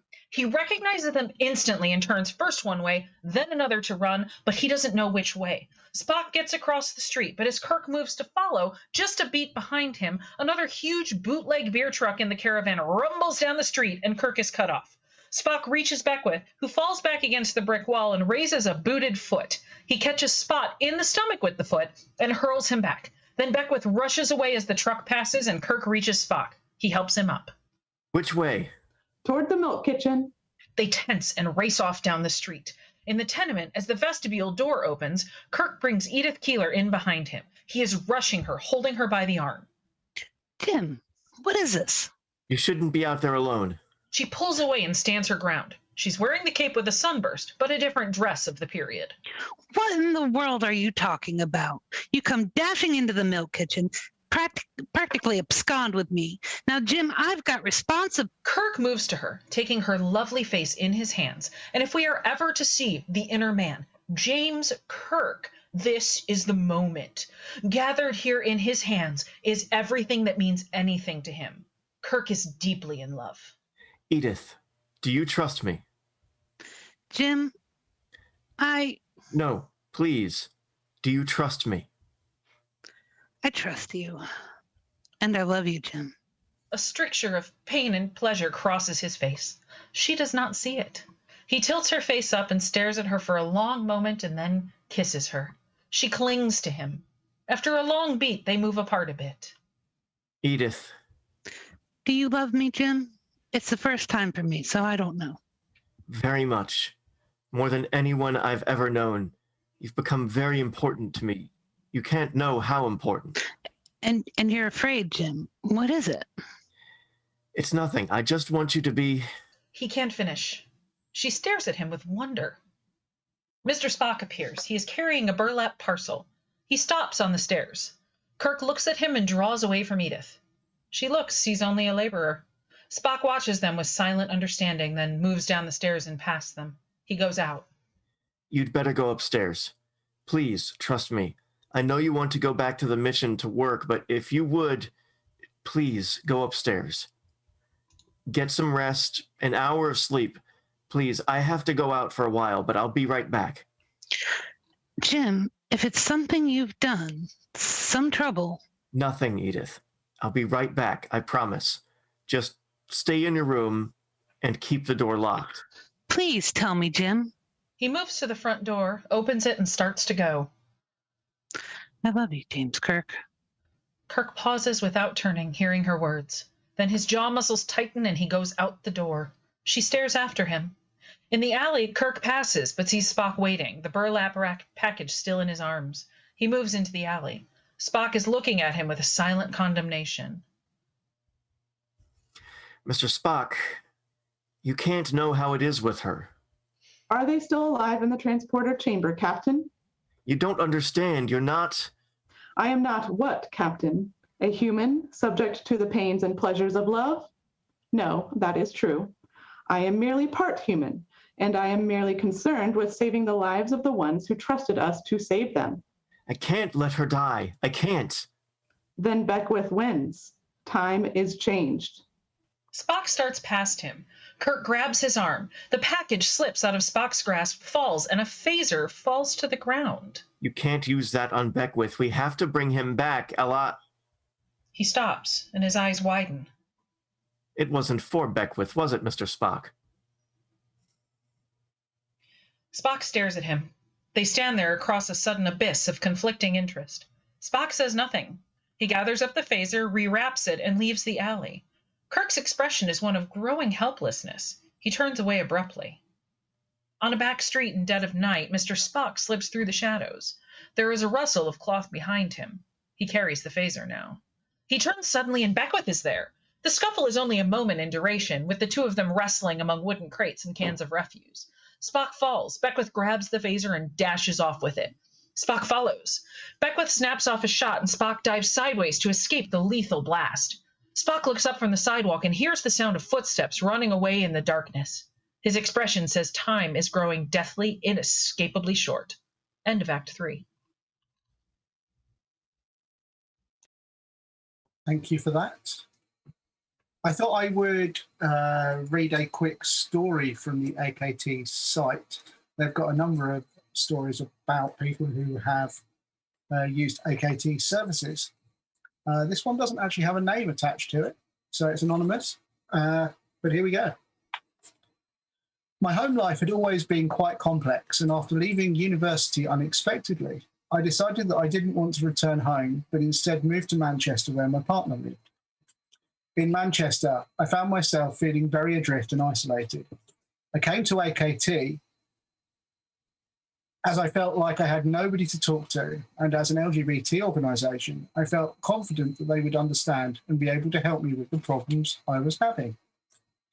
AKT helped me by getting me involved in the mentoring scheme. This was a big thing for me as it gave me somebody to talk to about all of the things that were going on in my life. And I felt as though I could talk to somebody who wouldn't judge me or my experiences. The mentoring scheme basically gave me someone who understood what I was going through, something that I felt I did not have in Manchester. Along with my mentor, I saw a worker at AKT once a week as well. She gave me the opportunity to talk about what happened since our last meetings. She helped me keep positive about getting things organised when I felt as though I was not getting anywhere. She would offer me emotional support and would always ask me how I was feeling and talk about my mental health with me, and if I had any concerns about anything else in my life. Whilst I worked with AKT, I organised a temporary tenancy for myself in one of the local university halls of residence before my partner and I decided that we were going to move to London. The move happened very quickly, and I felt supported by AKT in the sense that they gave me all the contact details for their offices in London and let them know that I was moving. Since working with AKT, I am proud to say that I feel much happier and am confident in myself. and I have moved successfully to London and have an interview for a degree at a university in the next few weeks that I am thrilled about. That's just one of the many people that AKT have helped in the last few years, and you can contribute to that. And I see that Casey, who doesn't just keep this show running, but also is a very generous soul, has made a donation to AKT as well. So thank you for that, Casey. You too can join her in making donations. I think that's it from me. So let's go back for Act 4. We are on a New York street in the evening. A hand-lettered placard reads, "I fought at Verdun." We see the sign is hung around the neck of a legless amputee, hunkered down on a wooden pushboard that rolls on roller skate wheels. He has a tray of apples and pencils beside him. His cap is pulled down far over his eyes, and his beard stubble looks as though it nests a troop of nits. Are you Trooper? Trooper looks up with rheumy eyes. In the face is the true meaning of the worst social era America ever faced. He is a man destroyed. The light has gone out in his eyes. His mouth speaks a silent sadness, disillusioned. He was the drummer boy who went to war and came back to find no one needed him. He nods up at the unseen person. Apples, fellas. Pencils. I fought at Verdun. Someone told me to come see you. I just sell apples and pencils. Perhaps it's time for you to diversify your wares. Who are you? Kirk hunkers down next to him on the filthy sidewalk. Trooper looks nervous about it. I'm just a bum who needs some easy information. I don't know much, except there's 9 guys on this block selling apples. Try them. There's $2 in it for a few words. I didn't do nothing. I've been right here selling apples. I'm not after you, mister. I want you to find out something for me. I was told you know everything that goes on in this neighborhood. Now, do you want to make a couple of bucks? How do I know you ain't crooked as a hairpin? Take a $2 chance. Trooper ponders a moment, licks his lips, and nervously nods. A man wearing peculiar clothes. What kind of clothes? Kirk looks around, without being melodramatic, and pulls a parcel toward them. He opens it enough to show Trooper the Enterprise Comet insignia, the velour material, the bright color so stark beside Trooper's own drab garb.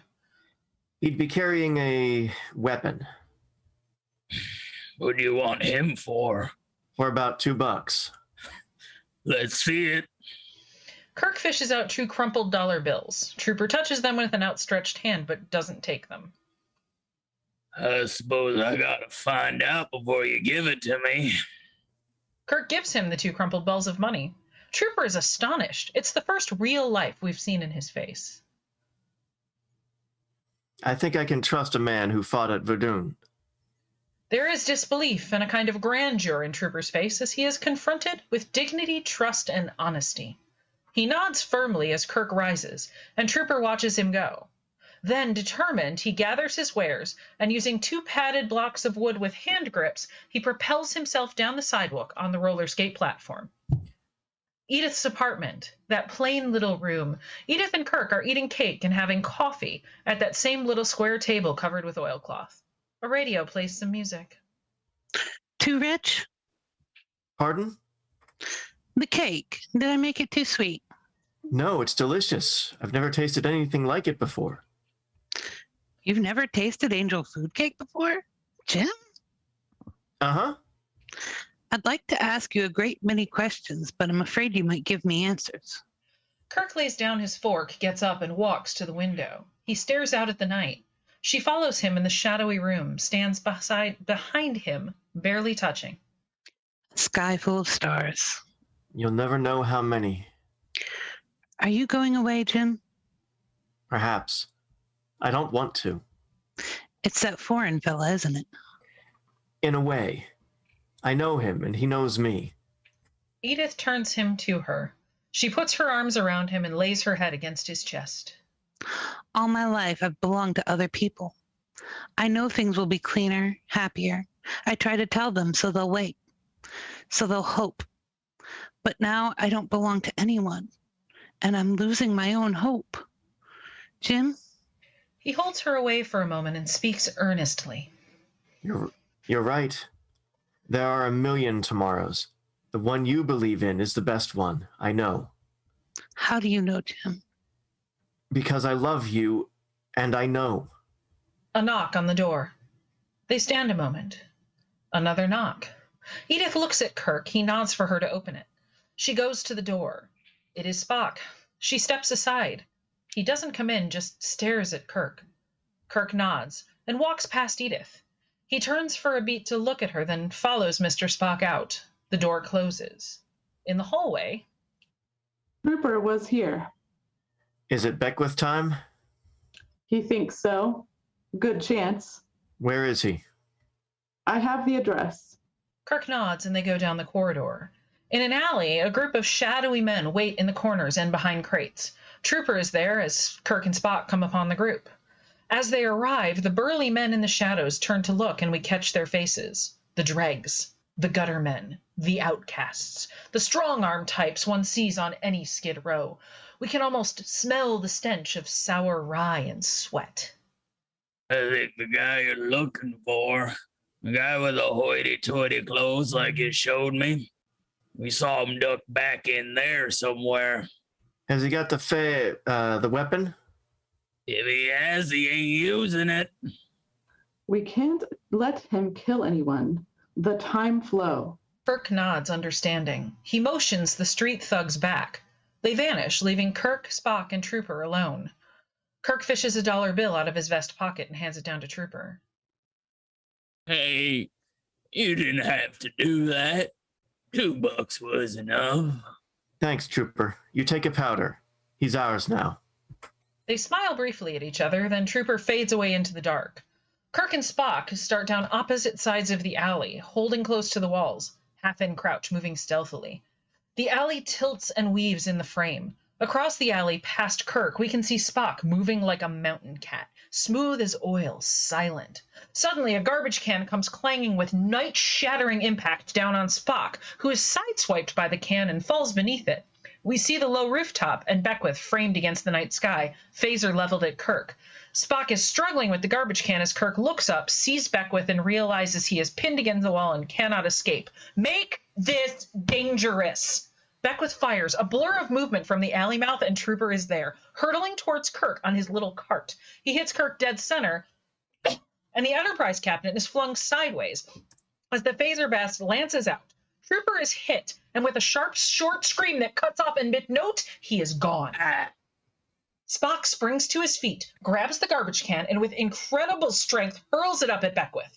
The can strikes Beckwith, and he falls, dropping the phaser into the alley where it lands near Kirk with a rainbow of blast lines.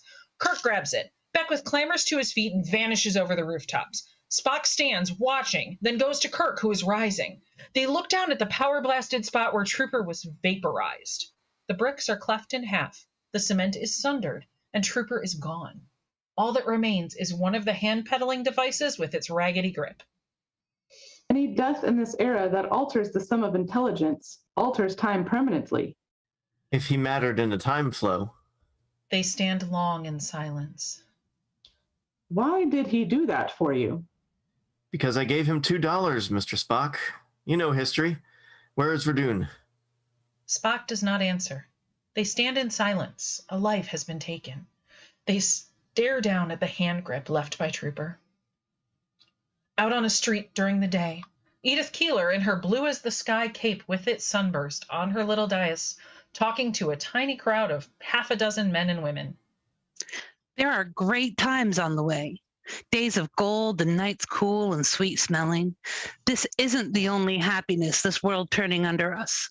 Look up tonight, see them all out there. See them burning, smiling. At a doorway, Kirk and Spock stand beside one another, watching Edith from concealment. She speaks as though you've talked to her. She doesn't know who we are. Her ideas are years ahead of their time. Yes. My race has a word for her kind of person. Lyra. Open. Yes, that too. Captain? Edith finishes, the crowd leaves at once, and Kirk does not even wait for Spock to complete his sentence. He steps out where she can see him. Note, this sequence is the heart of the climax. It is imperative that the order of action and the angles on the close-ups be tight and specific. Spock moves away so Edith will not see him. Edith comes to the Kirk with a smile, waving across to Kirk. Kirk sees Beckwith emerging from a building. Beckwith does not see Kirk. The building is between Kirk and Spock, where he is now moved. A huge beer truck lumbers around the corner and into the street as Edith steps off the curb. She doesn't see it. Kirk and Beckwith and Spock see the truck as it bears down on Edith. The following in slow motion, as though time, which is our primary subject here, were being silently stretched to the point of unbearability. Beckwith starts towards the woman. Kirk's face twists in anguish as he starts toward Beckwith to stop him from saving Edith's life. He stops. His hand closes on empty air as it did when she fell down the stairs. He cannot stop Beckwith. He will sacrifice everything for her. Spock sees what is happening and he moves towards Beckwith. The truck slips slowly, silently towards Edith. Spock reaches Beckwith and grabs him in a body lock that immobilizes him. Kirk's mouth opens to scream. His empty hand reaches. Edith laughs a word at Kirk. We see Kirk. We see Spock. We see Edith. We see the truck. As time comes back from slow motion, we see Kirk's face as we hear the sound of the truck screeching to a halt. As Kirk's face crumbles, we know what has happened.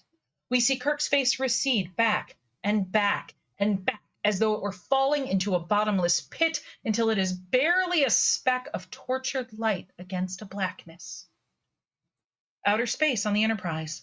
The speck of light that is Kirk's face becomes a star, one of many in an infinity of stars with the Enterprise against it. We get the impression of something happening to the warp and woof of space and time. The face of Kirk, the Enterprise, the stars all overlap. On the plateau of the Guardians, Kirk emerges from the time vortex, and we see his emergence from the Pillar of Light. Behind him comes Mr. Spock with Beckwith in a judo-like hold. Both Kirk and Spock are in 1930 garb, Beckwith still in his Enterprise uniform. The Guardians are there waiting. The time vortex continues to make a distinctive sound, indicating it has not turned off. Time has resumed its shape.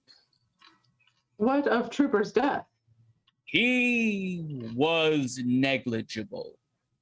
But he found Beckwith for us. He must have counted. He counted, but not enough. Not in the eternal flow, the greater river. Kirk, through all of this, stands there as if stunned by the hammer. His face is dead. He cannot coordinate.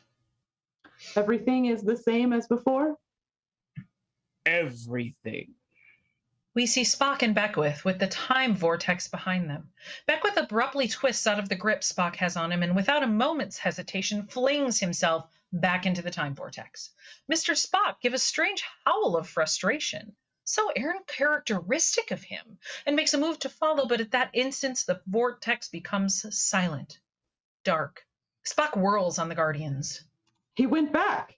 It was all for nothing. No. But he's in there, old Earth, 1930. The vortex cannot be set for the same exact time twice. He has created a fracture and plunged into it. Then where is he? Escaped? Not this time. He wanted forever. The vortex has given him forever. Like the Mobius strip that has no end, that curves back on itself eternally. He is locked in time. Forever? He cannot escape? His forever will be in the heart of an exploding sun, a nova. He has named his own doom. Beckwith materializes in the exploding, fiery heart of a supernova. We see him appear, scream in incredible anguish, and then vanish. then reappear alive, scream as he dies again, and then vanish once more. Reappear, scream, die, over and over and over. End of Act 4. Epilogue. Kirk's cabin. Kirk stares out at the stars through a port. He is now dressed in Enterprise uniform. Note, if there is no port in the cabin, damn it, build one. This is absolutely essential to this scene and the tone of the climax. Coordinates from the bridge, Captain. Kirk does not turn around. Jim. Kirk slowly turns, the deadness in his eyes there. Then a small change in expression tells us he is startled. Mr. Spock, that's the first time you've ever called me anything but Captain. On my world, the nights are very long. The sound of the silver birds against the sky is very sweet. My people know there is always time enough for everything. You could come with me for a rest. You would feel comfortable there. All the time in the world. And filled with tomorrows. But can you tell me something I need to understand? Something that defies all logic, I know. Kirk looks at him desolately. I would not intrude, but it troubles me. I believe that is the phrase. It troubles me deeply. Kirk makes a motion with his hand that signifies, go ahead and ask. You could not stop Beckwith. I understand that. But Beckwith, amoral, evil, a killer, selfish and capable of anything. Why? Why did he try to save her at risk of his own life? Yes. We look at our race, this parade of men and women and the unbelievable harm and cruelty they do. And we sigh and we say, perhaps our time is past. Let the sharks or the cockroaches take over.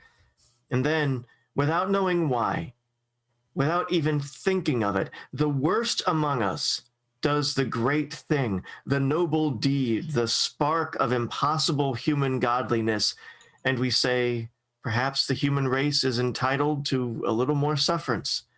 Let them keep trying to reach the dream. Evil can come from good, and good from evil.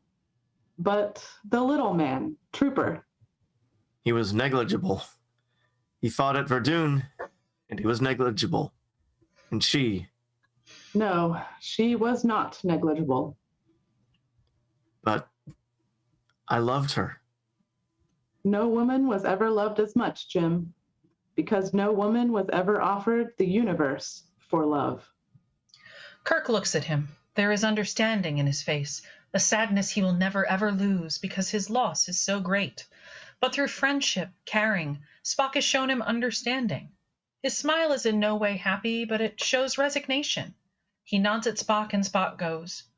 Kirk stares out at the star-flecked distance. The ship speeds off into the darkness, and we see the stars once more. The stars, like Kirk's love, eternal. The end. That was, well, beautiful. Thank you very much, everybody. Slightly disturbing end for Beckwith. Let's cut to credits and come right back, and we'll have a short after-show chat.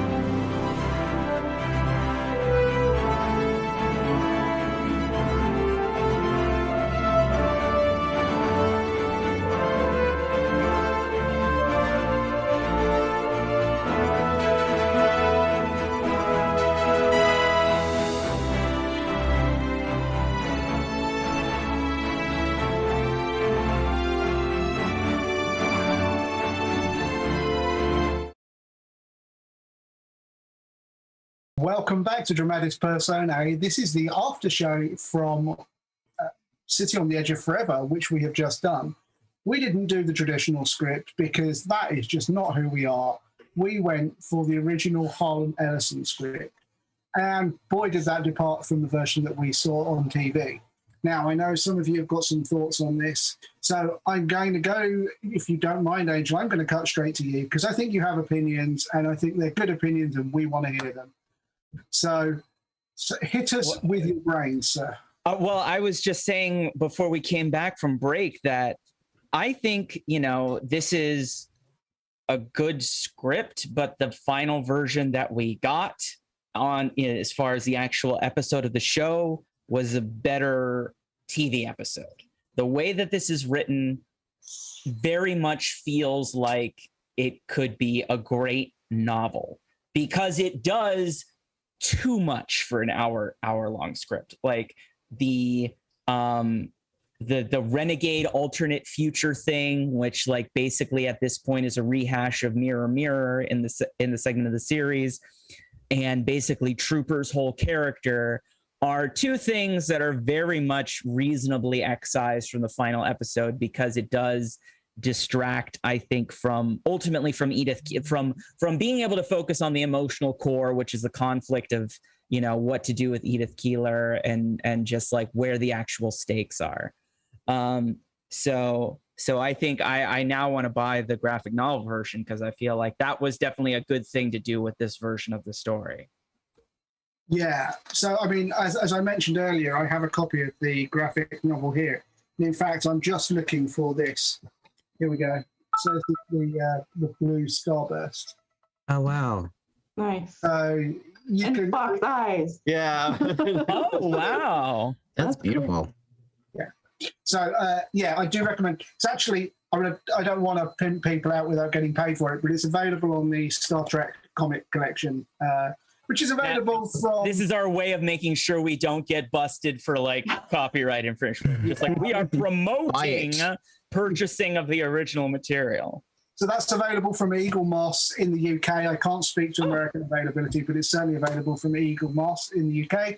I have at least 60 volumes of it down there, and I've read at least one of them. So that's a great investment. Ben, did that feel like the traditional Kirk that you were playing, or was there something different to it? I wasn't trying to. I mean, there were a couple points, at least in the terms of my performance, where I'm like, okay, at that, like, maybe I'm misunderstanding the question, but I think that it didn't feel a whole lot like the Kirk that we came to know, simply because I guess this was written before all of the stuff that we know about Kirk had been established. Yeah. And so there were certain points, particularly mostly when he's talking to Spock. And I think maybe I slipped more into Shatner during those moments that felt most like him. But he does it like all the moments, like Kirk basically going into shock did not feel like, that's not something that I would expect from Kirk, and possibly was one of the stories I had heard when Harlan Ellison was telling his side of this whole thing. He said that William Shatner came to his house to read the script, and he realized at some point that Shatner was counting lines. And he believed that Shatner told Roddenberry, we can't do this script because Spock had more lines than he did. Wow. That tracks. I believe that. In that ending, as I said in the chat, in that ending, the fact that Spock was the one who has the final conversation with the timekeepers, while Kirk is just like, I can totally see Shatner going, this will not stand. But I think the point there really is that this is Shatner's version of Kirk. I actually think that the way Kirk has sort of played out over the years, did Kirk ever really love a woman the way he loved Edith Keeler? Certainly in the way this episode was written. I'm not convinced he did. And so actually this might have been a unique experience for him. And so from a Kirk character perspective, I don't know that it doesn't make sense. But from a Kirk being played by Shatner perspective, yeah, completely believe that. The stakes, certainly the stakes were never this high with anyone else, that no matter how strongly he felt about, because there's a whole other there's an essay online about different people's different perspectives, perceptions of Kirk. And one of the things is that almost so many times they're like, oh, well, there's this woman, and he flirts a lot, but also mostly the legit love interest that he has, he was in love with that person, but at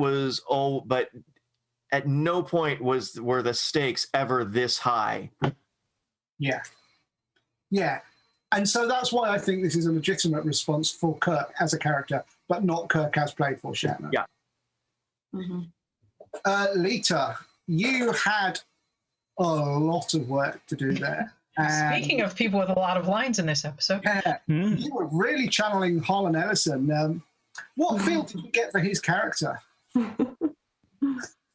Some people are very assured in their own self-importance and the correctness of their perspective on someone else's universe. Okay. He's obviously writing from a very specific point of view.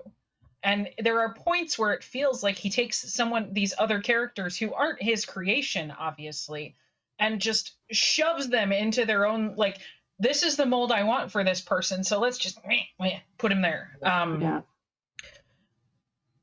It's weird. Part of me thinks it would be a lot more interesting if he had decided that Spock was the one who developed the emotional attachment. Because I feel like the way that it is very out of character for how Kirk is portrayed everywhere else. We can have does he fall in love with someone on every planet, or does he fall in horny with someone on every planet? Because we don't have time for that. I really feel like it would have been much more interesting to see it from that perspective, for me at least, because we do see Spock get a little emotional at points, but it's like rage Spock. It's not, I've been sent back in time, nothing makes any sense, Yeah. So can I just add that I think it's good to note that there's one particular exchange that isn't in this script that was in the final version, which is when Edith says, like, where do you think, like, I forget the exact lines, but basically he says, Kirk's like, where do you think I come from? And he says to, like, look, mentioning Spock, it's like, I don't know where you, like, you belong at his side. Like, there's this definite, like, reinforcement in the actual broadcast episode of Kirk's friendship and affection for each other, which isn't quite here. And I think ultimately, is the better version in that particular choice. In this version, I actually feel like Spock is a little more distant, because he repeatedly says, like, I'll follow your orders if you want me to, and I'll change my opinion if you order me to. And I mean, he does sort of show some kindness at the very end. But he also has he gets a gun and he's, like, prepared to kill Edith because he thinks that's what's necessary. And that's not in the aired version at all. Yeah. Did you want to talk more about Spock, Casey? Is there anything else you wanted to mention? It is kind of interesting. I feel like the main difference that I see with this version and the version that I feel like I see on the show is he has a few more emotional outbursts in this version. But at the same time, he's more emotionally distant from Kirk. I feel like in the show, he doesn't really have emotional outbursts, but he at least understands or have a certain level of understanding toward humans and their emotions. And he doesn't really seem to have as much of that in this version. Yeah. Also, the script actually says that he bleeds yellow, which is not in the show. He should be bleeding green, right? Yeah, I think there's a whole thing here whereby, like, this was episode 28 of a run of 29. I think it was a ridiculous number of episodes in the first season. And just for people who don't know, sort of the standard season these days is sort of anywhere between 20 and 24 episodes. So, 29 is huge. And so I think this was written quite early. And so I think a lot of this script, even if there hadn't been fundamental clashes about the story, which there were between Gene and Harlan, would have been edited to align with the characters that they've developed over 28 episodes or 27 episodes that have come before now. Say, Cheryl, you played two characters this evening. You played Beckwith, the bad guy, and you played the cook. And bad guy. They were different characters. Tell me about how you played those. So the drug dealer, Beckwith, was, obviously more. You're a little quiet, Cheryl. Is your mic? I'm sorry. Sorry. Right? Can you hear me now? A bit better, yeah. Thank you. Okay, good. So I was just saying the drug dealer was, a complete opportunist, and he was on another level of crooked than the cook, who was a small time crook. He's gonna just try to beat Spock for $1. Yeah.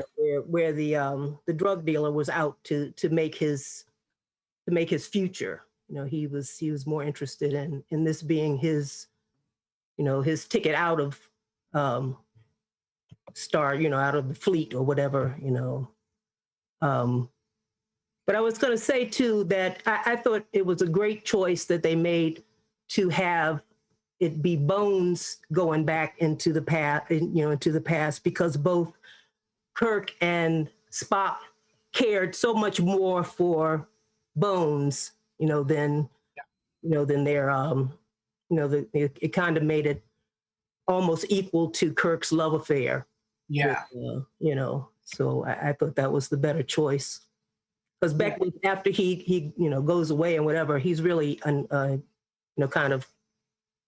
off the cuff kind of person. So. And you brought a lot of character to the cook character as well. I mean, I'm not sure there was a huge amount of character. So there are two types of characters when you read a story. There's the character that develops and grows, and then there's the character who just needs to be there to achieve a story. Right. Point, right? I thought Cook was just one of those characters, but I thought you brought a lot of uniqueness to that as well. What was going through your mind when you thought about Cook? Just that I've known a lot of people like that, that kind of smarmy, small potatoes kind of, actor, just kind of like almost an easy character. For me. Well, I mean, it's been a great evening. I haven't come to Sarah yet, so let's come to Sarah, our very own Joan Collins. Thank you for your portrayal. How did this feel different to the Joan Collins version of Edith Keeler? Admittedly, I don't know, because I never saw the episode. Okay. So I haven't watched a lot of the original series. And I didn't watch this one in preparation since I knew we weren't actually doing the aired episode. I didn't want it to impact me. But I thought I wanted to speak on something Cheryl said and talking about how they used Bones instead in the final one. And I think that was an interesting choice too. But I think part of Harlan Ellison's thought process was probably the fact, or why he would have used just a no-name character, is he didn't want somebody who was already established as a good person. Yeah. Whereas Bones has been established already as a good person, and so that makes him potentially saving Edith at the end, Beckwith saving Edith at the end, a way bigger deal than Bones doing it, because we expect Bones to do it. Yeah. Mm-hmm. Yeah, it's a challenge. It is interesting to see how they've obviously they've come up with this story with a bunch of problems, and they've gone like, how do we solve this? And you can sort of see the way in which they've processed that story over time. And it's rare that we get to see that. It's very rare that we get to see an early script like this and then get to sort of compare it to the original episode. There's only one person here we haven't heard of, and that is Randall. It's you. You're on mute, by the way, just so you know. How did it feel playing Trump? Well, it's just very easy for me to feel like I don't know. Yeah. I don't know. It's like, I didn't even look at the script till today, but when I immediately saw it, I was like, yeah, that's absolutely like the same thing. Yeah. And, and I'm not good enough to do like a Trump impersonation, but I thought about it, but it would have been great. It would have been great. Really great. And you got to play Yeoman Rand playing with her nipple nuts as well. So that was yeah, I begged to be cast as that. You did. So. I recall. And I thought the Beehive was very good on you as well. I'm sorry you didn't go with it in the end. Mm-hmm. Before we wrap for the night, let's just ask one question before we go home. If you could use the Guardian of Forever to jump back to one point in time, I know this is a change from the original question that we had planned. If you could jump back to one point in time, where would you go? And I'll kick off. I would go back to look at the dinosaurs just to see how accurate Walking with Dinosaurs is, and to annoy all of the paleontologists who get upset about the popular presentation of dinosaurs. I mean, it's the small things that give me pleasure in life. I'll start in the bottom left corner. So, Angel, you're first in this case. I know you can't see my screen. Just run with it. I would probably just go back and hang with Jesus of Nazareth and figure out what he did and didn't say, just because the interpretations subsequent to his existence have basically shaped all of a lot of world history, like mostly for the worse. So I feel like clearing a lot of that up would be incredibly helpful. Yeah, I mean, let's hope you're able to find him. Carl, you're next. Carl, by the way, everybody, is our producer, does a lot of work, excellent at pressing buttons. I don't know anybody who's better at pressing buttons. He's just the best. So, quick round for Carl. Carl, tell us, where would you go back to? I would actually really love, there's something like 200,000 years of Homo sapiens living on this planet that's completely undocumented, and we have very little to go on in terms of what that was actually like. I would love to see what that culture is like. Do you know what I mean? Yeah. And I'd love to know just how much fucking was going on with Neanderthals and how that affected the cultural dynamics as well. I mean, I love you, Carl, so much. But do you know what? I suspect that in many ways, what was happening 200,000 years ago looks a lot like today, but with less technology. Yeah, but also, they didn't write anything down. So, I'd be really interested to know what that's like. What kind of language did they have? Did they speak a language, And especially if I had a handy universal translator, that would have been cool too. I mean, they certainly communicated. Absolutely. But how did they promote their influencers? Like and subscribe, Randall. Where would you? Oh man, I would probably use it to go back to a couple days ago when I did laundry and I lost my socks. Good. You want to play it safe, close to the vest. Well, Fewest not too possible much chance repercussions. of, yeah, it's like I'm interrupting the time stream. Right. Yeah, I'm a bit worried. I'll be fine. That's I'm true. a bit worried that your socks might be a focal point in the time stream. Though. They might Oh be. no! Yeah. I'm sorry. I'm sorry if I wipe out all of you from existence. I am so sorry. Hey Ben, what you got? Where you going? In terms of just like trying to learn stuff, I would love to be able to go back to the heyday of the Library of Alexandria and find out, just because so much of what humans might have once known was lost when the library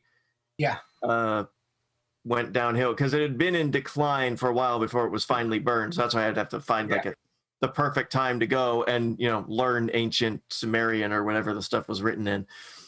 But I just mourn all that lost knowledge that we'll never get back. I mean, I used to work in the British Library, and Casey is a librarian. I think that, and I know you are as well. So I think our love of knowledge and books would probably see quite a few of us jumping to them to find out what actually happened. Casey, you are up next. You can't coattail him. No, my choice is actually to go back and see a Beatles concert, but not one of the big ones where everyone's screaming the whole time. Probably one of the ones before they left Liverpool and they're still playing at the Cavern. I think that would be really fun. Also, I just really quickly want to say, I feel like in Ellison's version of the script, the true hero is Trooper. And Trooper's not even really, he's not in the aired episode. And I think it's really interesting that really, if not for Trooper, things could have gone very differently. And yet, apparently, he wasn't as important, according to the Guardians. So that's an interesting concept. Point. Yes. Okay. So, Cheryl, would you go back and hit Harlan Ellison over the head with a stick? No, I would not do that. My fighting group, we've been reading a lot of the feminist books, like the Chalice and the Blade and When God Was a Woman. And I would go back to one of those times when there was still goddess worship and partnership model society. Interesting. That'd be nice. Yeah. And of course, you've got all the knowledge that you take with you, so you could probably get yourself made a goddess even more than you already are. Absolutely. Absolutely. Why not? Last but far from least, Sarah, what you got for us? Where are you going? Well, first I want to say I already did what Cheryl's talking about. That's where they got the Venus of Willendorf. Anyway, I have a happy silly one and I have a sad one. Which one do you want first? Go with the sad first, so we end up on a high. Okay. The sad one is I would go back and say bye to my dad. It's just about 5 years, and I didn't get a chance to. So. Great. But my happy silly one is I would actually go back as far as I could in time, way before there were any humans on the earth, and leave a bunch of very blatant, weird things around just to fuck with all the archaeologists. Pardon my language. Sorry. You see, that's what I was talking about. That's what the devil did. So, I mean, are you the devil? No. I'm more like River Song. So. Yeah. Well, I'm very proud of you all that nobody said they were going to go back in time and have sex with their mom or kill their granddad. We don't want to get mixed up with the paradox. Well, yeah, we don't want bootstrap paradox, y'all. I don't want to get sued by Bob Zemeckis. I did think about, is there a way that I could prevent Ronald Reagan from being elected? Oh, that might be nice. Well, my guess would be, actually... Or being born to begin with. So I mean, yeah. it goes back to the Hitler paradox, right? So, and actually, this is relevant to this episode. So let's just wrap on this. Great man theory of history is the idea that, but for the existence of a few certain people at certain times in certain places, Winston Churchill, Hitler, Ronald Reagan, history wouldn't turn out the way it did. And of course, actually, that ignores a lot of context and that sort of thing. And, you know, people have played around with the killing Hitler idea. And of course, pretty much always an alternative arises and it's as bad or worse than Hitler. And, you know, time always turns out the way time turns out in the way we think about things. And really, that's what this episode is about, isn't it? It's about the great man. And in this case, it was a great woman. But in order to be great and to have that impact on time, she needed to die. And so, yeah, I don't know. Would killing Reagan have made much of a difference? Was Reagan, in fact, not a counter-reaction to what happened after the war and the death of Hitler in the first place? So would killing Hitler have meant things happened different? Who knows? Yeah. I mean, it's all theoretical, and it's a great basis for stories like the one that Harlan Ellison told. What Harlan Ellison told wasn't quite Star Trek, but the version we saw was Star Trek. But it's been a really, really interesting way to play with the idea of time travel and look at an episode that might have happened. In essence, this evening, what we did was we went through The Guardian of Forever and saw what might have been. So well done, everybody. A really fantastic episode, really interesting. And we are going to see you in 4 weeks' time. Now, somebody, do you know what our next episode is? I believe it is Similitude. Similitude. Now, I believe that is an episode in which, is it the one in which Trip Tucker gets cloned? Yeah. In order to, yeah, so ethics next time, people, not just a county north of Kent. That's a great joke if you're in England. Probably doesn't. And so we will be having that conversation. Let me tell you quickly what the story is. During an engine performance test, Trip Tucker is critically injured and left comatose in sickbay. I would love a day like that right at the moment. Doc suggests that Tucker's only hope for survival is the creation of a mimetic symbiote. In other words, a clone. The crew and Trip's clone have to face the unforeseen emotional ramifications of his creation. Thank you for pasting that to me, Sarah. So that is in 4 weeks' time. I think it works out as being the second Sunday in the month. Is that right? So whatever that is. July 11th. July the 11th. We will be here doing that episode. We've got a month of preparation to come up with who's playing what and how. We will be celebrating Carl's birthday that week. Is it 21 again? Oh, I'm not legal yet. I don't know. What, I mean, I thought. Wow, you've got a very nice beard for right. a teenager. I'm for being 19 and a half. Yeah, I know. So that's the 11th of July. We look forward to seeing you then. For now, thank you. Have a great time. Live long and prosper. And ex Astris Beatitudo.